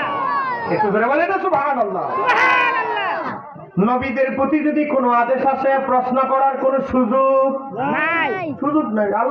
আল্লাহর প্রশ্ন করবে সুযোগ নাই, সবকিছু শেষ। মুসা আলাইহিস সালামের রাতের বেলা ঘুম নাই, বাবার একটু সময় দেন, আধা ঘন্টা। রাতের বেলা ঘুম নাই, কি এমন আমল করেছে আমার মতো লোককে দিয়া ময়লা আবর্জনা থেকে তার লাশটা উঠাইলো? নিশ্চয়ই তার আমল নামার ভিতরে ভালো কিছু আছে। কথা কথা কেন ঠিক না? তুর পাহাড়ে মুসা নবী চলে গেলেন, গিয়ে বললেন, ক্বালা ইয়া রাব্বি বানু ইসরাঈলা শাহিদু আন্নাহু আতাকা মিয়াতাই সানাতিন, মাওলা ও আমার রব, বনি ইসরাইলের সব মানুষ বলছে এই ব্যক্তি 1 বছর নয়, 2 বছর নয়, 100 বছর নয়, গোটা 200 বছর তোমার কোন ইবাদতের কাজ সে করে নাই, সারাটা জীবন সে নাফরমানি করেছে। মাওলা কি এমন আমল করেছে আমার মতো ব্যক্তির দিয়ে তুমি ময়লা থেকে তার লাশ উঠাইলা? সাবিলা। এ বাবা মুসা আলাইহিস সালাম যখন এই কথা বললেন, ফাওহাল্লাহু ইলাইহি, আমার আল্লাহ মুসা নবীর উপরে ওহী নাযিল করলেন, হাকাযা কানা ও মুসা কালিমুল্লাহ, তুমি যেমনটা শুনেছো এটাও ঠিক। সে কোনোদিন সওয়াবের কাজ করতে মানুষ তাকে দেখে নাই, ইল্লা তবে তার এমন একটা আমল আছে পৃথিবীর কেউ জানে না, পৃথিবীর কেউ দেখে নাই, দেখেছি আমি মাওলা। সুবহানাল্লাহ। ও আল্লাহ, এটাই তো জানার জন্য আমি মুসা কালিমুল্লাহ তুর পাহাড়ে এসেছি। আমার আল্লাহ ওয়াজ করে আন্নাহু কানা, ওই ব্যক্তি কি করত জানো? আন্নাহু কানা কুল্লামা নাসারাত তাওরাতা, আমি যে তোমার উপরে তাওরাত কিতাব নাজিল করেছি। এ বাবা, আসমানি সর্বশ্রেষ্ঠ 4টা কিতাব, কোরআন, ও বাবা তাওরাত, ইনজিল, জাবুর। এ বাবা, তোমার উপরে যে আমি তাওরাত কিতাব নাজিল করেছি, এই তাওরাতের ভিতরে আমার বন্ধুর নাম আছে। বলেন তাওরাত কিতাবে নবীর নাম আছে না নাই? আছে। এই ইহুদি বাটপারেরা আমার নবীর নাম কেটে ফেলেছে। হযরতে কাবে আহবার বর্ণনা করেছে, তাফসীরে তাবারীর ভিতরে এসেছে, তাওরাত কিতাবে নবীর আলোচনা, নবীর নাম ছিল 200 জায়গায়। আর তাওরাত কিতাব যার উপরে নাজিল হয়েছিল মুসা নবী, ওনার নাম ছিল মাত্র 40 জায়গায়। সুবহানাল্লাহ। এই ব্যক্তিতে এমনি এমনি পাগল হয় নাই বাবারে। আমার আল্লাহ বলছে, ও মুসা, তোমাকে যে আমি তাওরাত কিতাব দিয়েছি, এই তাওরাত কিতাবটা পড়তে যখন সে ওপেন করতো, যাকে তুমি দাফন করেছো, সে যখন পড়ার জন্য তাওরাত কিতাবের পাতাগুলো খুলতো, ওয়া নাযারা ইলা ইসমি মুহাম্মাদিন সাল্লাল্লাহু আলাইহি সাল্লাম, আমার বন্ধুর নাম, আমার হাবিবের নাম মুহাম্মদ নামটা সে যত জায়গায় দেখতো, সে কি করতো জানো? কব্বালাহু, সে চুমু খাইতো। সুবহানাল্লাহ। এই আওয়াজে আবার দেখটা একটা ধরে বলেন সুবহানাল্লাহ। আর মুসা কালিমুল্লাহ, আমার বন্ধুর নামটা যত জায়গায় তাওরাতের পাতায় সে দেখতো, কব্বালাহু, সেভাবে চুমু খাইতো। এখানে শেষ নয়, ওয়াদাহু আলা আইনাইহি, এবং চোখের উপরে মালিশ করতো। এখানে শেষ নয়, ওয়াসাল্লা আলাইহি, এবং যতবার আমার বন্ধুর নামটা সে দেখতো, চুমু খেয়ে চোখে মালিশ করার পর আমার বন্ধুর উপরে 1 মর্তবা করে দুরূদ শরীফ পড়তো। সুবহানাল্লাহ। এবার মুসা, তুমি আমার থেকে তার আমলটা শুনলা, আমি আল্লাহ তার প্রতি কি প্রতিদান দিচ্ছি শোনো। ফাসাকারতুল্লাহু যালিকা, আমি আল্লাহ তার প্রতি এত বেশি খুশি হয়েছি। ও মুসা শোনো, ওয়া গাফারতু যুনুবাহু, আমি আল্লাহ তার 200 বছরের গুনাহগুলো maaf করে দিয়েছি। সুবহানাল্লাহ। মুসা, আবার তো শুনলা তার ক্ষমা পাওয়ার নোটিশ, জান্নাতে তার জন্য কি বাজেট শোনো। হ্যাঁ মুসা শোনো, ওয়াজাওয়াজতুহু 70 হাওরা, সে যখন জান্নাতে ঢুকবে, জান্নাতে ঢোকার সাথে সাথে, জান্নাতে ঢোকার আগেই অলরেডি আমি তার জন্য 70টা হুরের সাথে তার বিবাহ দেওয়ার জন্য 70টা হুরকে আমি প্রস্তুত করে রেখে দিয়েছি। সুবহানাল্লাহ। একটু জোরে বলো তুমি, আল্লাহু আকবার। আল্লাহু আকবার। এ বাবা, মুসা কালিমুল্লাহ, মুসা নবীর উম্মত হয়ে যদি 200 বছর ধরে যদি নাফরমানি করে, নবীর নাম মোবারক কি ইজ্জত করে, নবীর প্রতি দুরূদ শরীফ পড়ার কারণে আমার আল্লাহ তার 200 বছরের পাপগুলো ক্ষমা করে দেয়। মুসা নবীর মতো এত বড় উঁচু মাপের একজন নবীকে দিয়ে তার গোসলের ব্যবস্থা করে, জানাজার ইমামতি, দাফন কাফনের ব্যবস্থা করে, সে তো ছিল মুসা নবীর উম্মত। আমরা যদি নবীর উম্মত হয়ে নবীর নামকে তাজিম করি, নবীর প্রতি দুরূদ শরীফ পড়ি, ও বাবা আপনারা বলেন আমাদের অবস্থা কি ওই ব্যক্তির চেয়ে খারাপ হবে না অনেক ভালো হবে? অনেক ভালো হ্যাঁ হবে। বলেন, খারাপ হবে না অনেক ভালো হবে? অনেক ভালো আরে হবে। বাবা, সে তো ছিল মুসা নবীর উম্মত, আর আমরা হচ্ছি হায়াতুল নবী, জিন্দা নবীর সরাসরি উম্মত। কথা কানা কেন ঠিক কিনা? আপনাকে রাগ করতেছে না। এ বাবা, আজকে দেখবেন কিছুদিন, এই গত 10-12 দিন আগে কিছু কুলাঙ্গার, এই দেশের কুলাঙ্গার কিছু সন্তান আজকে আমার নবীর দুরূদ শরীফ নিয়েও ব্যঙ্গ করেছে। কথা কথা ঠিক কিনা? আল্লাহুম্মা, মানে দুরূদ শরীফ আজকে মজা ঠাট্টার বিদ্রুপের জিনিস হয়ে গেছে। জি। কথা কোন আছে না নাই? আছে। আবার নিজের হুজুর দাবি করে, মৌলবী দাবি করে। এই বলেন, এদের মতো মৌলবীর কি আমার নবীর দরকার আছে? নাই। এই বলেন, প্রয়োজন আছে? জি না। আহা, আমার নবীর দুরূদকে মহব্বত করে, আমার নবীর নামকে তাজিম করে কত পাপী কোথায় চলে গেছে, আর তুমি আসো নবীর দুরূদ দিয়ে টিটকারি করায়। এ বাবা, আপনার আমাকে একটা উত্তর দিতে হবে। আমি আপনাদেরকে 40টা মিনিট বিরক্ত করব। বাবা, একটা উত্তর আপনার আমাকে দিতে হবে। আমরা সবাই আদম হাওয়ার সন্তান, কোন সন্দেহ আছে? জি না। আমাদের আদি পিতা আদম, আমাদের আদি মাতা বিবি হাওয়া, কোনো সন্দেহ আছে? জি না। এই হুজুরে গিয়ে জিজ্ঞাসা করবেন আদম হাওয়ার বিবাহটা কেমনে হয়েছে, এই হুজুর দেখবেন সঠিক ইতিহাস বলবে না, বলতে গেলেই ধরা খাবে। কথা করতে কি রে? ঠিক। বাবা, আমি কিতাব থেকে সরাসরি দেখাচ্ছি, সাফার ধরে নয়। এই দেখেন আমার হাতে একটা কিতাব, এই কিতাবের নাম হচ্ছে আল মাওয়াহিবুল্লাহ দুনিয়া। এই কিতাবটা লেখা হয়েছে আজ থেকে 550 বছর আগে। জোরে কোন মারহাবা। মারহাবা। এই কিতাবের এটা 60টা খণ্ড, এটা প্রথম খণ্ড, এটার পরে আরো 3 খণ্ড আছে। এই কিতাবের 40 নম্বর পৃষ্ঠা প্রথম খণ্ড।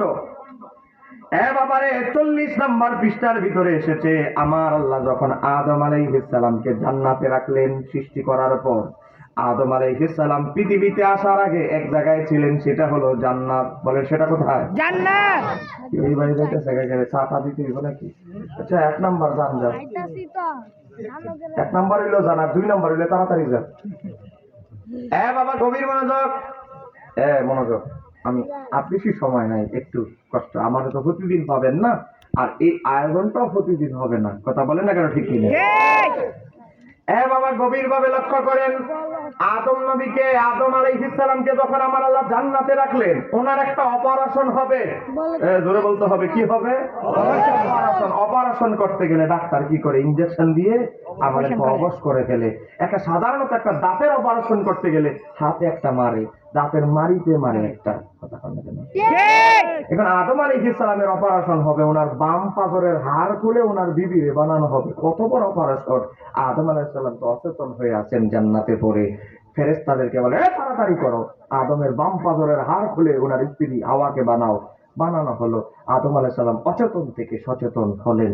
জ্ঞান যখন ফিরল, দেখতেছে ডান দিকে সুন্দরী রূপবতী একটা মহিলা আদম নবীর দিকে তাকায় তাকায় হিল হিল করে ফিস করে মুচকি হাসতেছে। একটু জোরে বলেন না সুবহানাল্লাহ। সুবহানাল্লাহ।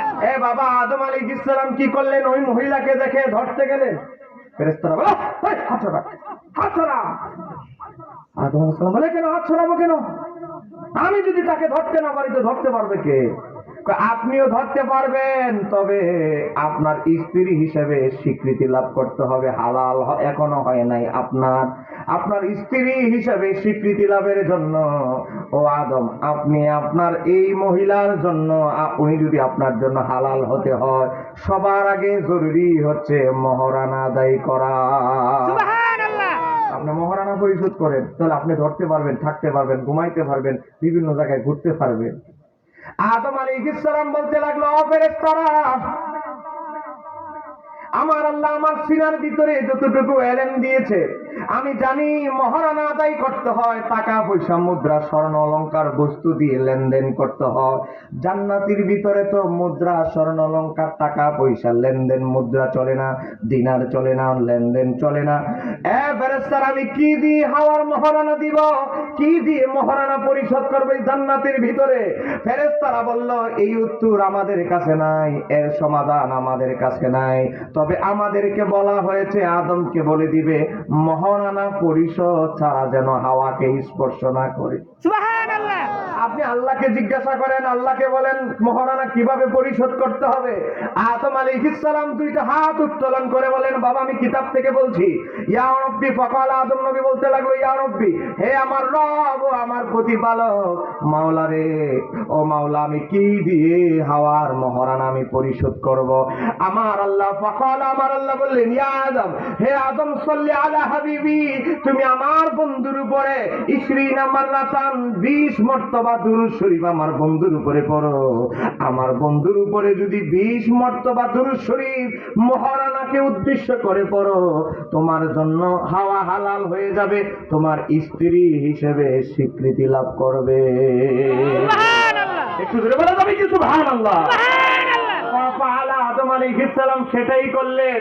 বাবা, আমাদের যিনি আদি পিতা আদম আলাইহিস সালাম, আমাদের আদি মাতা হযরত বিবি হাওয়া আলাইহিস সালাম, 2 জনের বিবাহ বৈধতার সার্টিফিকেট পেয়েছে, 2 জনের সম্পর্ক হালাল হয়েছে আমার নবীর দুরূদ উসিলায়। কথা কন না কেন? ঠিক কিনা? ঠিক। বাবা, আদম হাওয়া যদি না হইতো আমরা পৃথিবীতে আসতে পারতাম? জি না। তাহলে আদম হাওয়ার যদি আবার বিবাহ না হইতো তাহলে কি আমরা পৃথিবীতে আসতে পারতাম? জি না। আমার নবীর দুরূদ যদি না হইতো, মোহরানাটা কি আদায় হইতো? জি না।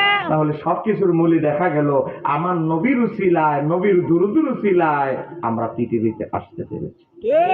কথা কেন কেন ঠিক কিনা? ঠিক। আজকে কিছু অকৃতজ্ঞ, কিছু কুলাঙ্গার বেরিয়েছে যারা আমার নবীর দুরূদকে নিয়ে ঠাট্টা মশকরা করে। কথা কেন কেন ঠিক কিনা? ঠিক। আমরা এই সুনামগঞ্জের জমিন থেকে বলতে চাই, তাদের মতো কুলাঙ্গার অকৃতজ্ঞ পৃথিবীর জমিনে আর কেহ নাই। কথা কেন কেন ঠিক কিনা? ঠিক। রাগ করতেছে আমার কথা? আমি নবীর পক্ষে কথা বলবো, কারো গায়ে লাগলে কিছু আসে যায় না। কথা কেন কেন ঠিক কিনা? ঠিক। দাওয়াত দিলে দিবেন, না দিলে নাই। কত দাওয়াত, কত দাওয়াত ফোনে না করতেছি ভাই, খালি না আগামী বছরের জন্য দেখে কত দাওয়াত নিতে পারছি না। আমাদের দায়িত্ব হচ্ছে হক কথা বলা। কথা বলেন ঠিক কিনা? ঠিক। এ বাবা, নবীর দুরূদ এটা এমন একটা গুরুত্বপূর্ণ বিষয়। এ বাবা, নবীর দুরূদ এত গুরুত্বপূর্ণ কেন মনে রাখতে হবে?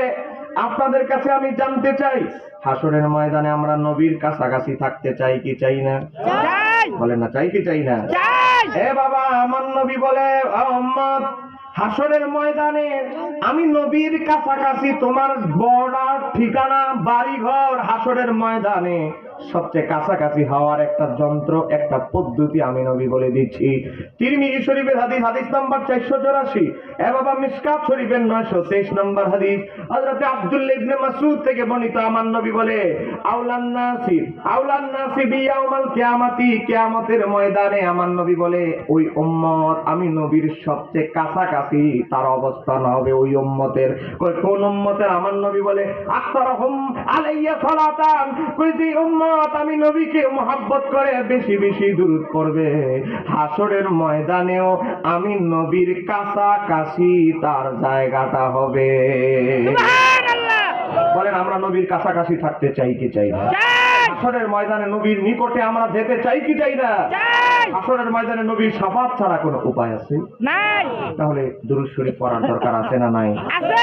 এই কুলাঙ্গার আমার নবীর দুরূদকে নিয়ে ব্যঙ্গ করবে, আমরা বলবো তাদের মতো কুলাঙ্গার অকৃতজ্ঞ আর কেউ নাই। কারণ আমাদের পৃথিবীতে এসেছি নবীর দুরূদের উসিলায়, মানে আদম হাওয়ার বিবাহটা টিকিয়ে আছে নবীর দুরূদের উসিলায়। কথা কন না কেন ঠিক কি? ঠিক। সম্মানিত আমার দিনী ভাইয়েরা, সামনে আসতেছে এই মাসের 27 তারিখ, 26 তারিখ দিবাগত রাত মেরাজ শরীফ। বলেন কি শরীফ? মেরাজ শরীফ। আরেকটু জোরে বলেন কি শরীফ? মেরাজ শরীফ। মেরাজ শরীফ। এই মেরাজ শরীফে আমরা চেষ্টা করব। এবার এমন একটা অলৌকিক ঘটনা ঘটেছে জানেন, ইংরেজি মাস আর আরবি মাস মিলে গেছে। একটু জোরে কেন মারহাবা? মারহাবা। ইংরেজি মাস আর আরবি মাস কি হয়ে গেছে? মিল হয়ে গেছে। ইংরেজিও 27 তারিখ, আরবিও 27 তারিখ। ইংরেজিও 26 তারিখ দিবাগত রাত সবে মেরাজ পালন করব, আরবিও 26 তারিখ। জোরে কেন মারহাবা? মারহাবা। এটা কখন সহজে হয় না। বড় বড় উৎসবগুলো সহজে হয় না, কিন্তু এবার মিলে গেছে। এই সবে মেরাজের রাতে অন্তত আপনাদের খতিবকে বলবেন, ইমাম সাহেবকে বলবেন নবীর মেরাজ সম্পর্কে দুই একটি কথা বলার জন্য।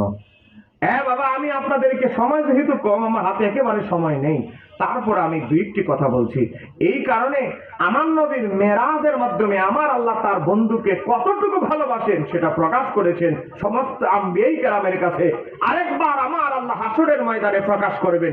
সমস্ত মানুষ যখন নফসি নফসি করবে, সমস্ত মানুষ যখন আদম নবীর কাছে যাবে, আদম নবী থেকে নূহ আলাইহিস সালাম একের পর এক ঘুরতে থাকবে, এই মানুষ যখন ঘামের মধ্যে হাবুডুবু খাবে, আমার আল্লাহ বুঝাবেন, দেখো হাসরের ময়দানে প্রত্যেকে নিজেরাই চিন্তিত, কিন্তু একজন ব্যক্তি আল্লাহর সামনে কথা বলার সাহস করবেন, তিনি হচ্ছেন রাহমাতুল লিল আলামিন। সুবহানাল্লাহ।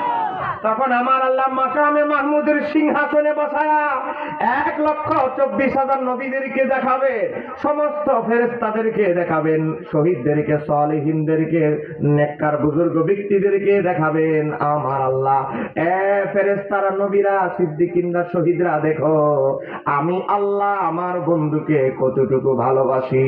সুবহানাল্লাহ। এই কারণে মঞ্চের আয়োজন করবেন। এই মঞ্চটার নাম হলো হাসর। বলেন, মঞ্চটার নাম কি? হাসর। বাবা, আপনি যদি মনোযোগ দিয়ে ওয়াজ শুনবেন, বুঝে শুনে যাবেন, মুখস্থ করে যাওয়ার পরে ভ্যান্ডেলের বাইরে গেলে ওয়াজ শেষ। আপনি কয়টা সওয়াবের কাজ করছেন, কয়টা গুনার কাজ করছেন, মারা যাওয়ার পর ফেরেশতাদের কাছে হিসাবের খাতায় আছে না নাই? আছে। আল্লাহ চাইলে তো কবর থেকে ডাইরেক্ট আপনারা জান্নাতে ঢুকাই দিতে পারে আমল হিসাব করে, কবর থেকে আল্লাহ চাইলে জাহান্নামে ঢুকাই দিতে পারে। বলেন পারে কি পারে না? পারে। কিন্তু আমার আল্লাহ কেন হাসরের ময়দানে নেবেন? কেন হাসরে আমরা উঠতে হবে? কবর থেকে তো আল্লাহ চাইলে ক্যালকুলেটরে হিসাব করা লাগে না, ফেরেশতার কাছে হিসাব করা আছে। দুইটা কারণ কেন হাসরের ময়দানে আমরা উঠতে হবে, কবরে থাকতে হবে। দুইটা কারণ। এক নম্বর কারণ হচ্ছে কি জানেন? আমার আল্লাহ তার বন্ধুকে কতটুকু ভালোবাসে এটা প্রকাশ করার জন্য একটা ময়দানের মঞ্চের প্রয়োজন।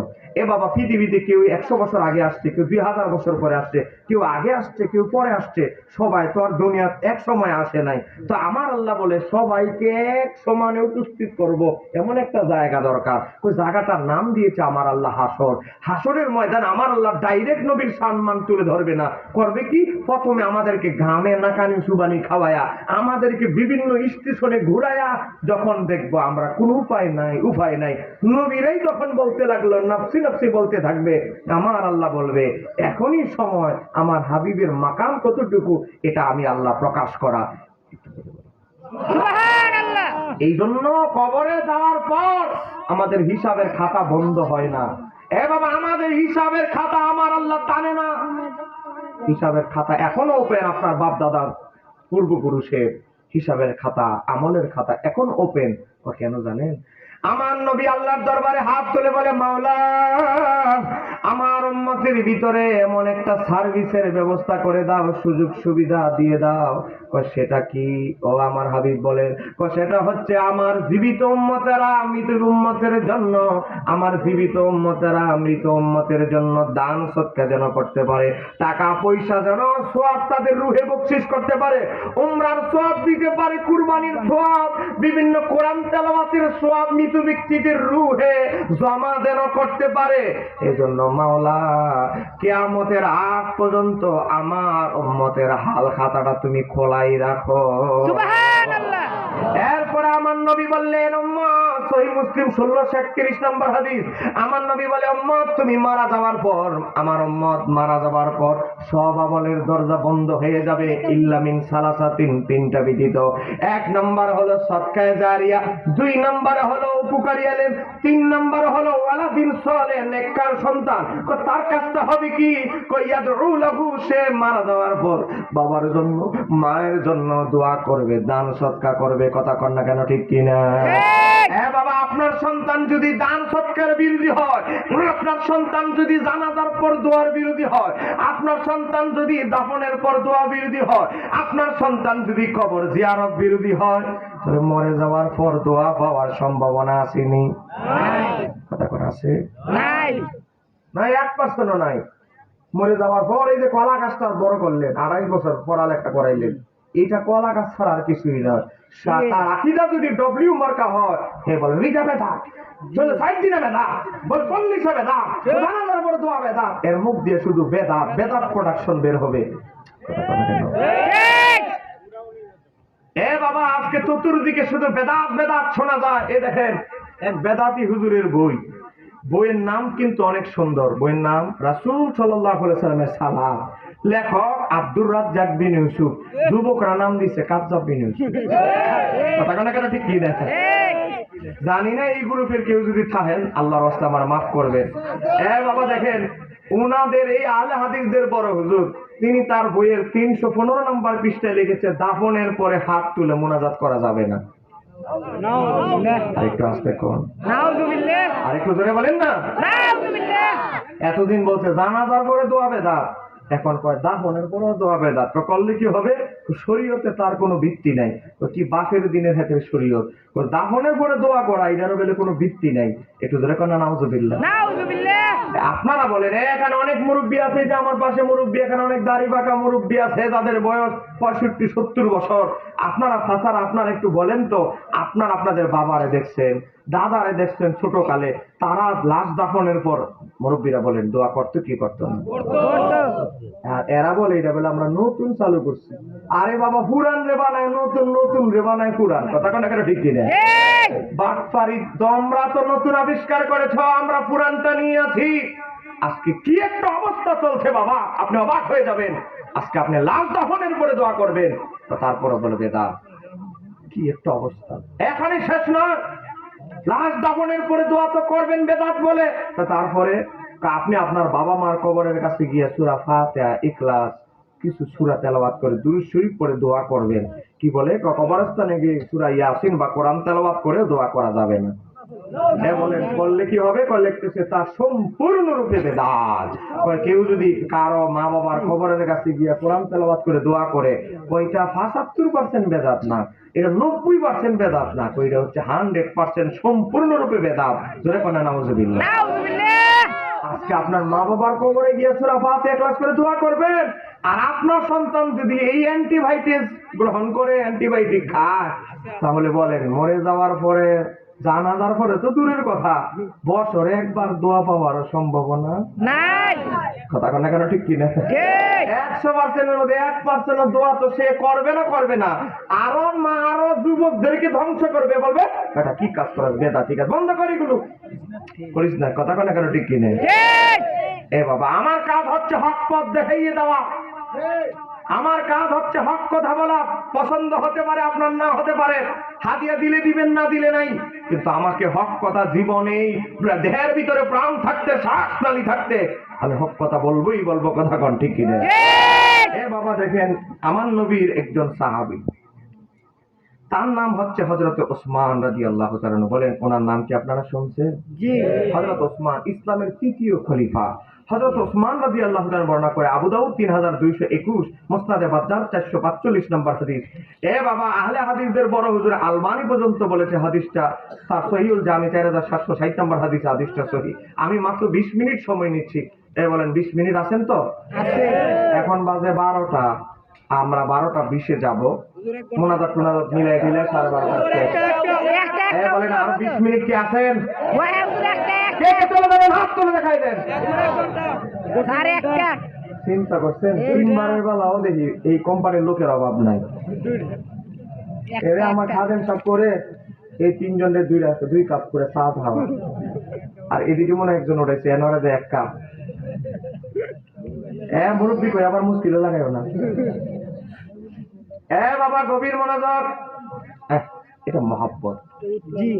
বাবা বহুত কষ্ট করে পরিবেশটা ঠিক করেছি। দেখেন হযরত ওসমান বলে, ইসলামের তৃতীয় খলিফা, যিনি আমার নবীর দুই মেয়েকে, নবীর 2 সাহাবাকে বিবাহ করার কারণে আমার নবী বলেছে যুন্নুরাই, হে ওসমান, তুমি আমার 2 কন্যাকে বিয়ে করো নাই, তুমি 2 নূরের অধিকারী হয়েছো। হযরত ওসমান বলে, কয়লা কানান নবী সাল্লাল্লাহু আলাইহি ওয়াসাল্লাম, নিশ্চয় আমার নবী করতেন ইযা ফারাগা মিন দাফনিল মাইয়িতি, আমার নবী যখন লাশ দাফন করে শেষ করে ফেলতেন, ওয়াকাফা আলাইহি, আমার নবী কবরের কাছে গিয়ে দাঁড়াইতেন আর সাহাবীদেরকে বলতেন, ফাকালা, আমার নবী বলতেন, ইস্তাগফিরু লি আখিকুম, তোমরা তোমাদের ভাইয়ের জন্য ক্ষমা প্রার্থনা করো। সুবহানাল্লাহ। হে সাহাবীরা, ইস্তেগফার করো, লি আখিকুম, তোমাদের ভাইয়ের জন্য ইস্তেগফার করো, ক্ষমা প্রার্থনা করো। আবু দাউদ শরীফের হাদিস, এখানেই শেষ নয়। এখন আমরা যখন এই আবু দাউদের হাদিস দেই, তখন ওহাবির একটা গিট্টু দেয়, কি জানেন?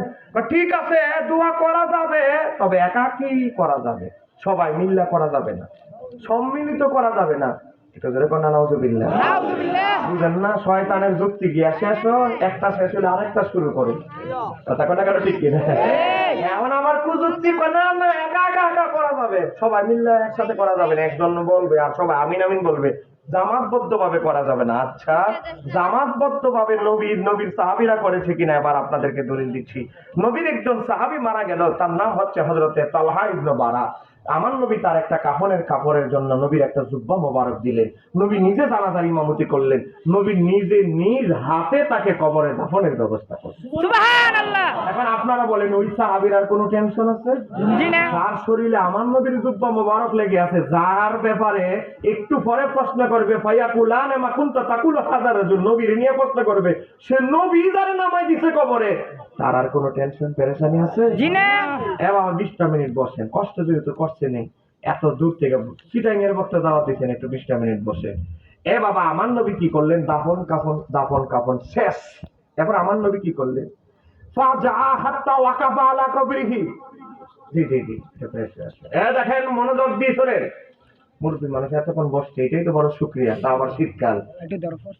জি, আসেন, আসেন। আপনি তারা কি আপনি মোনাজাত করিব, তাড়াতাড়ি আসেন। এই, এই, বসো, বসো। মোনাজাত দিয়ে শোনেন, ওয়াজ ছিল মুখস্থ করলে হবে না, একটা মাথার অন্তত শিখে যান, তাহলে এই এত বড় প্যান্ডেল আয়োজন সাকসেসফুল হবে। আমার নবী কি করলেন, লাশ দাফন কাফন যখন শেষ, কবরের কাজ শেষ, মানে আসা হাত্তা ওয়াকাফা আলা কবরিহি, আমার নবী ওই তালহা ইবনে বারার কবরের কাছে এসে দাঁড়াইলেন। দাঁড়ানোর পরে কি করলেন, এরপরে ওয়াসাফান নাসা মাআহু, আর সাহাবীরাও সব মানি কাতার, সাহাবীরাও মাআহু নবীর সাথে কাতারবদ্ধ ভাবে নবীর পিছনে সারিবদ্ধ ভাবে দাঁড়াইলেন। সুবহানাল্লাহ। এরপরে নবী কি করলেন, সাহাবী বর্ণনাকারী বলতেছে, সুম্মা রাফা ইয়াদাইহি, তারপর আমার নবীর নুরানি দুইখানা হাত মোবারক উত্তোলন করলেন। ফাকালা আল্লাহুম্মা, এই যে দোয়া শুরু করে দিলেন ওই তালহা ইবনে বারার জন্য, আর সাহাবীরা পিছন থেকে নবীর সাথে আমিন আমিন বললেন। হাদিসটি ইমাম তাবরানী তার আল-মুআজামুল কবির 4 নম্বর খন্ড 28 পৃষ্ঠা 3554 নম্বর হাদিস। ইমাম ইবনে হাজার আসকালানী তার ফাথুল বারী 3 নম্বর খন্ড 118 পৃষ্ঠায় উল্লেখ করেছে, ইসনাদুহু হাসান, হাদিসটার সনদ হাসান। নুরুদ্দিন হাইতামি মাজমাউ জাওয়াদের 41094 নম্বর হাদিসে বলে, রাওয়াহু তাবরানী, হাদিস ইমাম তাবরানী বর্ণনা করেছে ফিল কবির তার মুআজামুল কবির, ইসনাদুহু হাসান, হাদিসটার সনদ হাসান, মজবুত। তাহলে বুঝতে পারলাম আমার নবী তার সাহাবীর লাশ দাফনের পর নিজে হাত তুলে দোয়া করেছে, আর সাহাবীরা নবীর পিছনে কাতারবদ্ধভাবে নবীর পিছনে হাত উত্তোলন করে আমিন আমিন বলেছে। নবী যদি জানাজার পর দাফনের পর দোয়া করতে পারে, নবীর সাহাবীরা যদি নবীর সাথে জামাতবদ্ধভাবে দোয়া করতে পারে, আমরা করলে কোনো অসুবিধা আছে? বলেন, আমরা করলে কি বেদাত হবে? বলে আমরা 2 নাম্বার না এরা 2 নাম্বার? এরা 2 নাম্বার। একটু আপনাদেরকে আমি হাদিস দিয়ে বলছি, সাফার ধরে নয়। যাওয়ার পরে আমাদের যুবকরা বলবে কি হুজুর দাওয়াত দিয়েছে, শুধু শুধু সাফার ধরে কথা বলে চলে গেল। বাইরে আমি 2টা হাদিস দিলাম, আমার কাছে আরো 1 ডজন হাদিস মোবাইলের নোটবুকে আছে। তোমার মোবাইল নাম্বার দাও, হোয়াটসঅ্যাপে সব একসাথে পাঠিয়ে দেই, তোমার বড় হুজুরের কাছে পাঠাও। এরপরেও যদি তোমার সঠিক বুঝ না আসে, তোমাকে এতটুকু বলবো, তোমার বড় হুজুরের সাথে কোন মাসে কখন বসাইবা আমাকে কমিটির মাধ্যমে জানাও। আমি চট্টগ্রাম থেকে আমি না আসলে আমার লাশ হলে আসবে, কথা কান্না কেন ঢিকি না? আপনারা কি আমার পক্ষ থেকে চ্যালেঞ্জ করতে পারবেন ইনশাআল্লাহ? আজকে আমরা জানাজার পরে দোয়া করি, কিছু লোকের অ্যালার্জি খাইতে নেই, এখন আপনারা নাই। যদিও এই বছর একটু অ্যালার্জি রোগীরা একটু বেশি, এদিকে ওয়াহাবিদেরও অ্যালার্জিটা আবার আরেকটু বেশি বেড়ে গেছে। কথা কোন আছে না? না এ বাবা, জানাজার পরে আবার কিসের দোয়া? হ্যাঁ, জানাজাই তো দোয়া। এরকম যুক্তিবাদী আছে না? নাই। আপনাদের এই বাজারটার নাম দেখি, এই বাজারের মধ্যে বসে বসে বহুত যুক্তিবাদী আছে। এই যুক্তিবাদী বসে বসে কি বলে জানেন? যুক্তিবাদী, ভাই মিয়া নবীর 2টা হাত, তোমার তো 2টা হাত। বেচারা সাধারণ মানুষ, বুঝেন না, সুপার। এই বেচারা কি বুঝতে পারে কথা, নবীর 2টাই হাত, নবীর 2টা চোখ, তোমার কয়টা? আমারও 2টা। নবীর 2টা কান, তোমার কয়টা? নবীর নাকে ছিদ্র 2টা, তোমার কয়টা? নবীর সন্তানাদি হয়েছে নি? হয়েছে। তোমার বাচ্চা কাচ্চা আছে নি? আছে। এখন নবীর পা কয়টা? 2টা। নবী দুঃখ পাইলে কান্দতো নি? কান্দতো। তুমিও কান্দো। নবী হাত পাতার লাগতো নি? লাগতো। নবী খাইতো নি? খাইতো। কি যুক্তিবাদী রে, দোকানের মধ্যে চা খায় আর মানুষের শয়তানির ইবলিশের পানি ভরা কামানোর চেষ্টা করে, কথা আছে না? নাই। ওরে বাবারে, তুলনাওয়ালা ওরে গলা, তুলনাওয়ালা তুলনা দিতে আসছে। নবীর চক্ষু মোবারক, আর তোরও 2টা চোখ। আরে আমার নবী যদি কবরের পাশ দিয়ে হেঁটে যাইতো, কবরের ভিতরে কি চলে এটাও আমার নবীর চোখ দিয়ে দেখতো। ঠিক কিনা?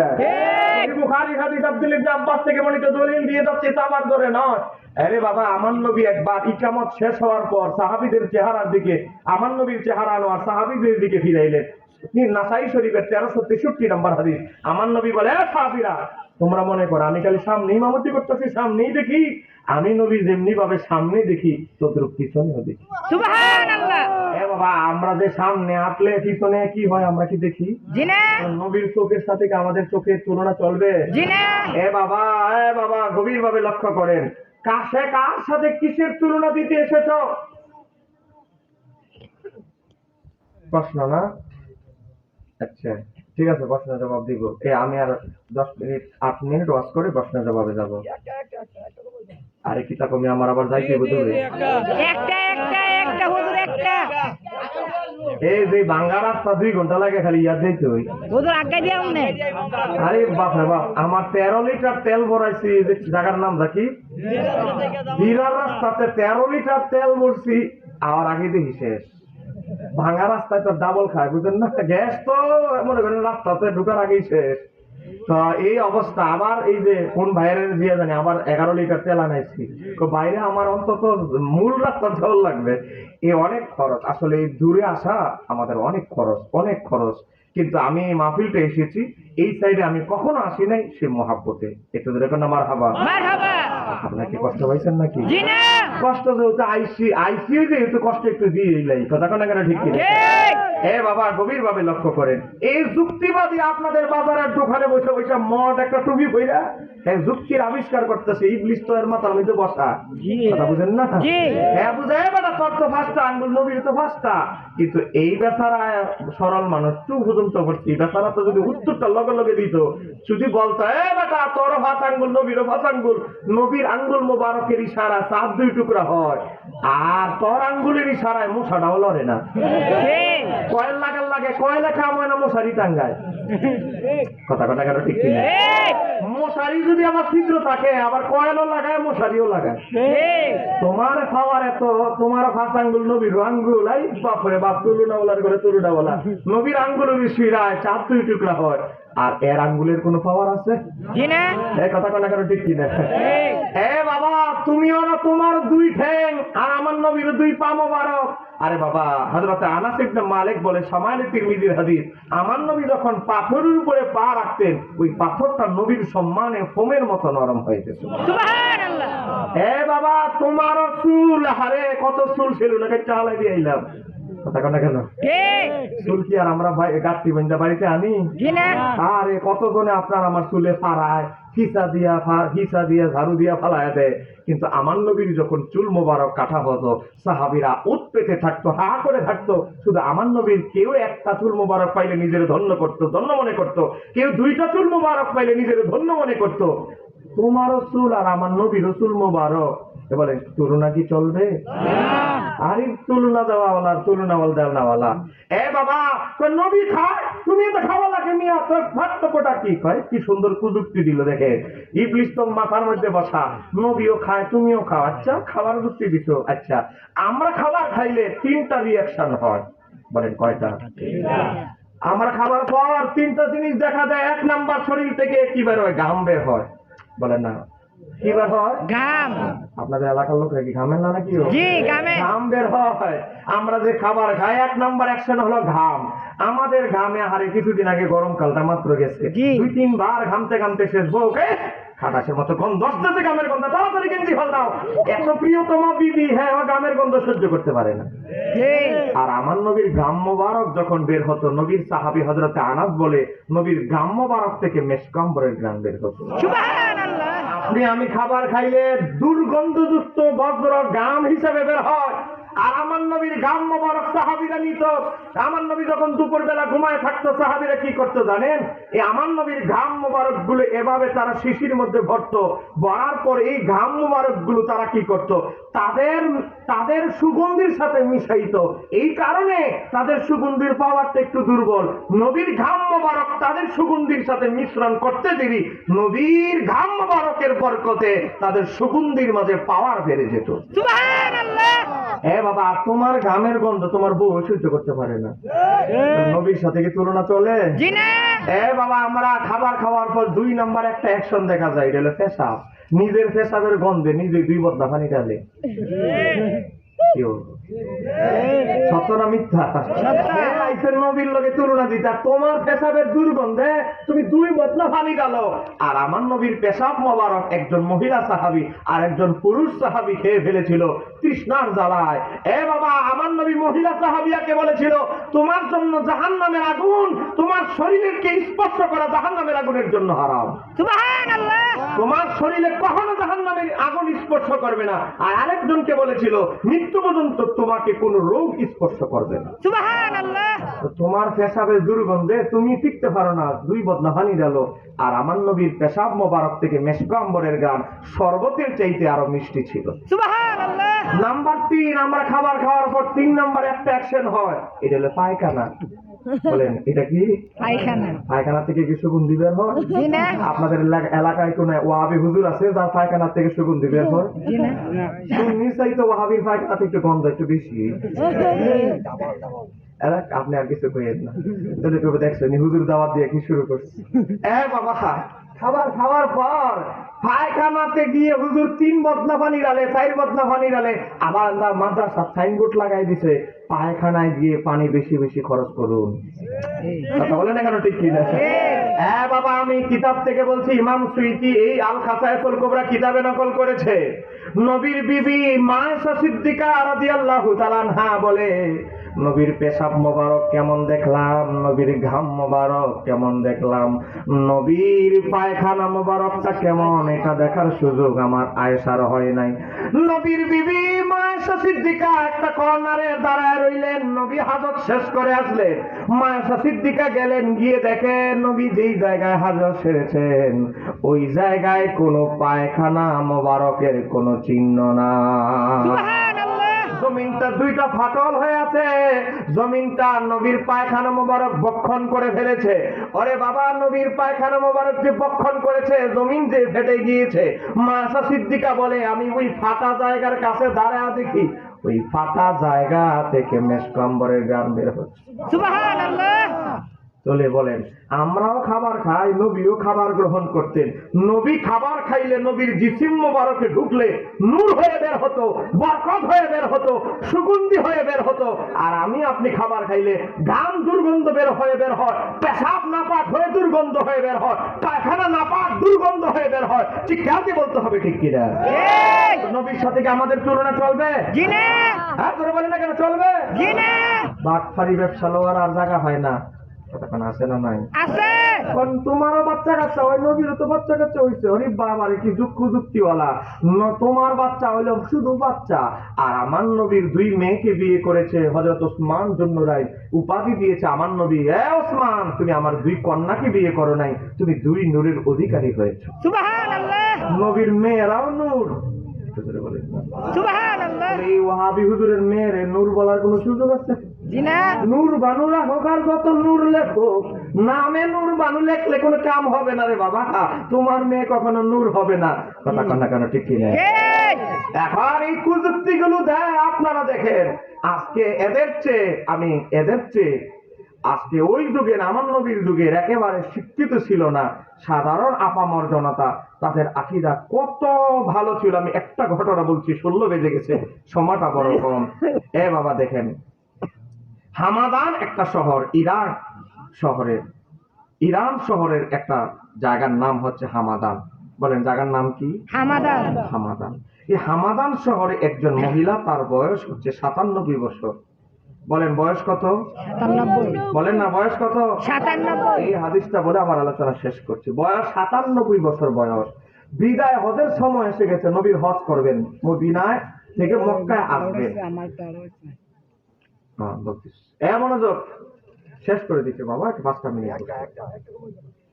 বাবা, ইরানের হামাদান শহরের একজন 97 বছরের বৃদ্ধা মহিলা, ইরানের হামাদান শহর থেকে শত শত মানুষ গাট্টি গোট্টা গোল করতেছে, এই উদ্দেশ্যে নবীর সাথে বিদায় হজ করবে। বাবা, 97 বছরের একটা বৃদ্ধা মহিলা, সে বলল, ছেলেরা আমি হজ করতে যাবো। নাতিরা তোরা কি আমার নিবি না? আমি হজ করতে যাব। আল্লাহর হাবিবকে এক নজর, নবীকে একটু দেখবো। সুবহানাল্লাহ। নাতিরা বলে, দাদি তোমার বয়স 100 বছর, তুমি রাস্তা মরে যাবে, তুমি যাওয়ার দরকার নেই। ছেলেরা বলে, আম্মা তোমার জন্য উমরা করব, তোমার দোয়া, নবীর দরবার থেকে নবীর সাথে দেখা হলে তোমার জন্য দোয়া আনবো। আম্মা তুমি বৃদ্ধ হয়ে গেছো, তুমি যদি যাও রাস্তাঘাটে মরে যাবা। এখনের মতো তার বিমানের ফ্লাইট না। কথা বুঝেন না ব্যাপারটা? বাবা, মহিলা, আরে বাবারে, এমন কঠিন মহিলা বলে, না আমার মরলে রাস্তাত মরে যাব, তারপরে নবীকে এক নজর দেখার জন্য অন্তত আমি চেষ্টা করে যাব। সুবহানাল্লাহ। বাবা, হজের সময় নিকটবর্তী হয়ে গেছে। ছেলেরা নাতিরা রাত্রেবেলা লুকায়া, মারে না জানায়া, নাতিরা দাদিরে না জানায়া লুকায়া চলে গেছে ইরানের হামাদান শহর থেকে। এই মহিলা যখন সকালবেলা বুঝলো ছেলেরা পালায়া চলে গেছে, নাতিরা মারে ফালায়া চলে গেছেন, দাদিরে ফালায়া চলে গেছে, এই বৃদ্ধা মহিলা ঘরে বসে বসে কান্না করতে লাগলো। হায় আফসোস, আমার জীবনের একটা সংকল্প ছিল, নবীরে এক নজর আমি দেখবো, এটা আমার দ্বারা হলো না। তারপরে বলে না, আমি থেমে থাকবো না। বলেন বয়স কত? 97। ঘুমাই গেছেন আপনারা? জি না। আর একটু খরচ টরচ করেন না মিয়া, তবারুক আছে, যা খাই আইছেন ভাই থেকে একটু খরচ করেন, সামনে তো তবারুক আছে। দেখুন না, মার হাবা। মারহাবা। বাবা, গভীর মনোযোগ। মহিলা বলে না, নাতিরা আমার ফালায় লুকায় চলে গেছে, ছেলেরা ফালায় গেছে, আমি এখানে থামতাম না, আমি চেষ্টা করেই যাব। এই মহিলা কি করলেন? মহিলা কি করলেন? ব্যাংক আছে না, ব্যাংক, আমাদের বাচ্চারা আমরা ছোটকালে ব্যাংকের মধ্যে টাকা জমা রাখতাম, টাকাটা কেন বাড়ি দিয়ে একটা ব্যাংক জমা, কিছু মুদ্রা, কয়েক টুকরা স্বর্ণ মুদ্রা, কিছু মুদ্রা একসাথে করলো। তার কিছু স্বর্ণের গহনা ছিল, তাকে স্বামী দিয়েছে, এই গহনাগুলো বিক্রি করলো। বিক্রি করার পর তার শহরের 2 জন যোদ্ধাকে ভাড়া করলো। ভাড়া, তোমরা আসো, তোমাদেরকে এই মুদ্রাগুলো, টাকাগুলো দেওয়া হবে, শুধু একটা কাজ করবা, আমারে নিয়ে মক্কায় যাইবা, আমি আল্লাহর হাবিবকে দিদার লাভের জন্য, আল্লাহ হাবিবকে দেখার জন্য আমি মক্কায় যাব, আল্লাহর হাবিবের সাথে যদি হায়াতটাকে হজ করব, আর আমি যদি রাস্তায় মরে যাই, আমার জানাজা 2 জনে হইরা দাফন করে দিও, আমি যদি মক্কা পর্যন্ত যেতে পারি, মক্কায় যাব, আমাকে নবীর সাথে দেখা করতেই হবে, মক্কায় যদি মরে যায় আমার দাফন টাফন করে দিও, তোমরা চলে আসবা। এই যে আমার স্বামীর অর্জিত যেই সম্পদ, আমার অর্জিত সম্পদ, আমার যে গয়না বাতি বিক্রি করার যে সম্পদ, সব তোমাদের 2 জনকে দিয়ে দিলাম, আমারে একটু নিয়ে কষ্ট করে নিয়ে যাইবা মক্কায়, আবার মক্কা থেকে বাচ্চা যদি থাকে আবার আমার দেশে এনে দিবা, এই কাজটা তোমরা করবা। একটু করে কন্যা মারহাবা। দেখেন মিয়া, নবীর প্রেম মানুষকে কোথায় নিয়ে যায়, অথচ বৃদ্ধা মহিলা, বৃদ্ধা মহিলা কি করলো? 2 জন লোক ভাড়া করে রওনা দিল, রাস্তায় চলে এসেছে, খবর আসলো ছেলেদের কাছে, শুনছ তোমার মা তো 2 জন সৈন্য ভাড়া করে আসতেছে, শুনছ তোমার দাদি তো আইতেছে। দাদি, নাতি আর ছেলেরা বলে বাবা রে বাবা, আমার মা রে লুকাইয়া ফেললাম, তারপরও মার কাছ থেকে মাকে আটকানোই যাচ্ছে না। বাবা, গভীর মনোযোগ। তারপরে ছেলেরা অপেক্ষা করতেছে, বলে আমরা একটু অপেক্ষা করি, আমার মা আসুক। বাবা, মার কদমে পরে চুমু করতে, চুমু খেতে লাগলো, হাতে চুমু খেতে লাগলো। আম্মা জান, আপনার হৃদয়ে নবীর প্রতি এত ভালোবাসা আমরা বুঝতে পারি নাই। দাদিরা বলতে লাগলো, নাতিরা বলতে লাগলো, দাদি জান, আপনার হৃদয়ে নবীর প্রতি এত অগাধ ভালোবাসা আমরা সেটা ধারণা অনুমান করতে পারি না। এরে ভাই, একটু সাউন্ডটা বাড়ায় দাও। আমারও তো চাষটা আছে, বুঝো না, খাইতে এসি অর্ধেক তো শেষ, একটু খরচ টরচ করে একটু বাড়ায় একটা নেন যাও। বাবা, গভীর মনোযোগ। এই বৃদ্ধা মহিলা মক্কা শরীফে গেল, তার ছেলেরা নাতিরা নবীকে সালাম দিয়ে বলে, ইয়া রাসূলুল্লাহ, নবী গো, নবী, উনি আমাদের দাদি। ছেলেরা বলতে লাগলো, উনি আমাদের আম্মা জান, 97 বছর বয়স, আমরা লুকায়া ওনারা ফেলে দিয়ে চলে এসেছি, নিজে গয়না বাতি বিক্রি করে জমানো টাকা একসাথে করে আপনাকে দেখার জন্য ইরানের হামাদান শহর থেকে মক্কায় চলে এসেছে। আমার নবী এত বেশি খুশি হলেন, ওই বৃদ্ধা মহিলার জন্য দোয়া করলেন। আমার নবী মা আয়েশা সিদ্দিকা বলে, আয়েশা, ও আয়েশা, সারা দুনিয়ার মুসলমান নারী জাতি তোমাদের খেদমত করে, তোমরা আমার বিবি।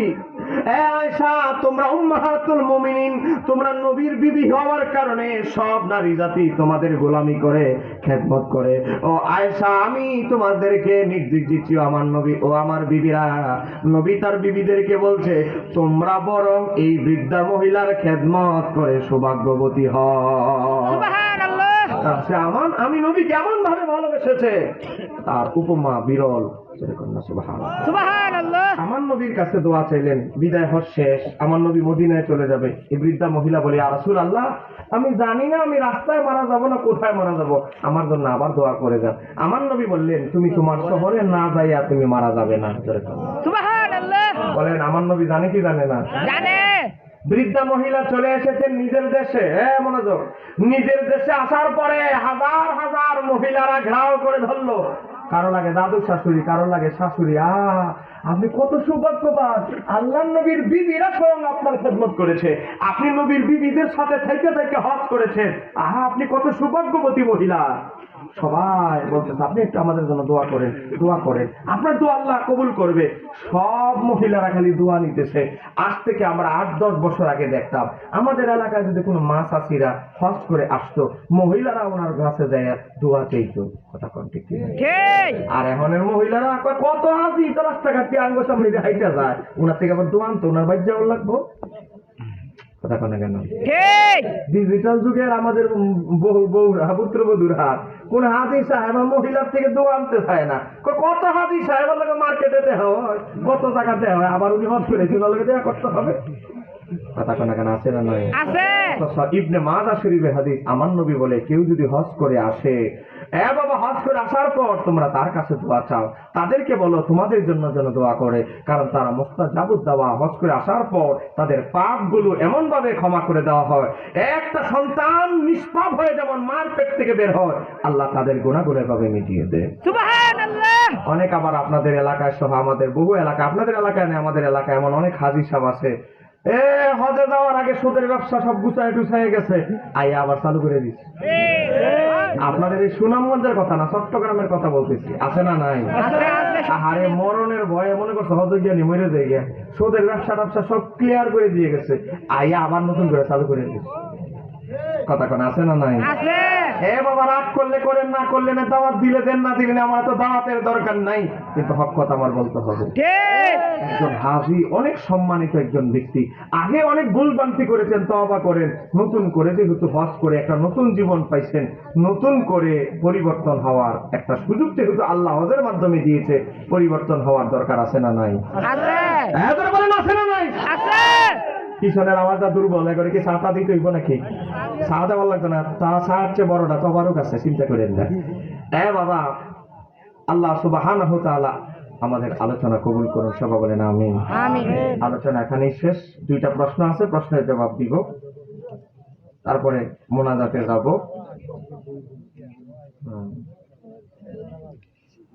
কিরে ভাই, তুমি দেখার সিডি লিখে লিখছো, সিডি উত্তর দিলে মাহফিল 2টাই করো লাগবো আজকে, কালকার মাহফিল শেষ। বাবা, আপনাদেরকে একটা ঘোষণা দিচ্ছি, কারো সম্ভব হলে, কারো সম্ভব হলে কারো সম্ভব হলে নিবেন। এই একটা বই আছে, আরে ভাই কারো ঘোষণাটা দিয়ে লই, তুমি একটু বল। বাইরের কাজ সাথে দেখেন, একটা বই, আমার লেখা বই, সহজ পদ্ধতিতে সহি নামাজ শিক্ষা। বলেন আমাদের নামাজ পড়ার দরকার আছে না নাই? আপনি রাগ করবেন না, আমি সহজে বলছি, আমরা একজন মুসলমান হয়ে আমাদের ঘরে যদি একটা কোরআন শরীফ না থাকে, আপনার ঘরে যদি একটা নামাজ শিক্ষা বই না থাকে, আরেকটা জিনিস সেটা হলো দরবারের ওজিফা, যেই দরবারের মুরিদ হন, একটা ওজিফা আপনার ঘরে না থাকে, একটা নামাজ শিক্ষা না থাকে, একটা কোরআন শরীফ না থাকে, এটা আমাদের জন্য চরম লজ্জার কথা। না কেন? বলেন লজ্জার কি না? নামাজ শিক্ষা বই অন্তত থাকা দরকার। বাবা, একটা লেখক কত কষ্ট করে বই লেখে, এটা সেই লেখক জানে। আজকে বক্তা হাজার হাজার বক্তা পাবেন, লেখক খুঁজে পাবেন না। কেন জানেন? কারণ লেখালেখি এত সহজ না রে ভাই। আমরা 3 বার বানান কাড়ি, অনুবীক্ষণ যন্ত্রের মতো 3 বার বানান কাটার করে দেখা যায় ভুল থেকে যাবে না।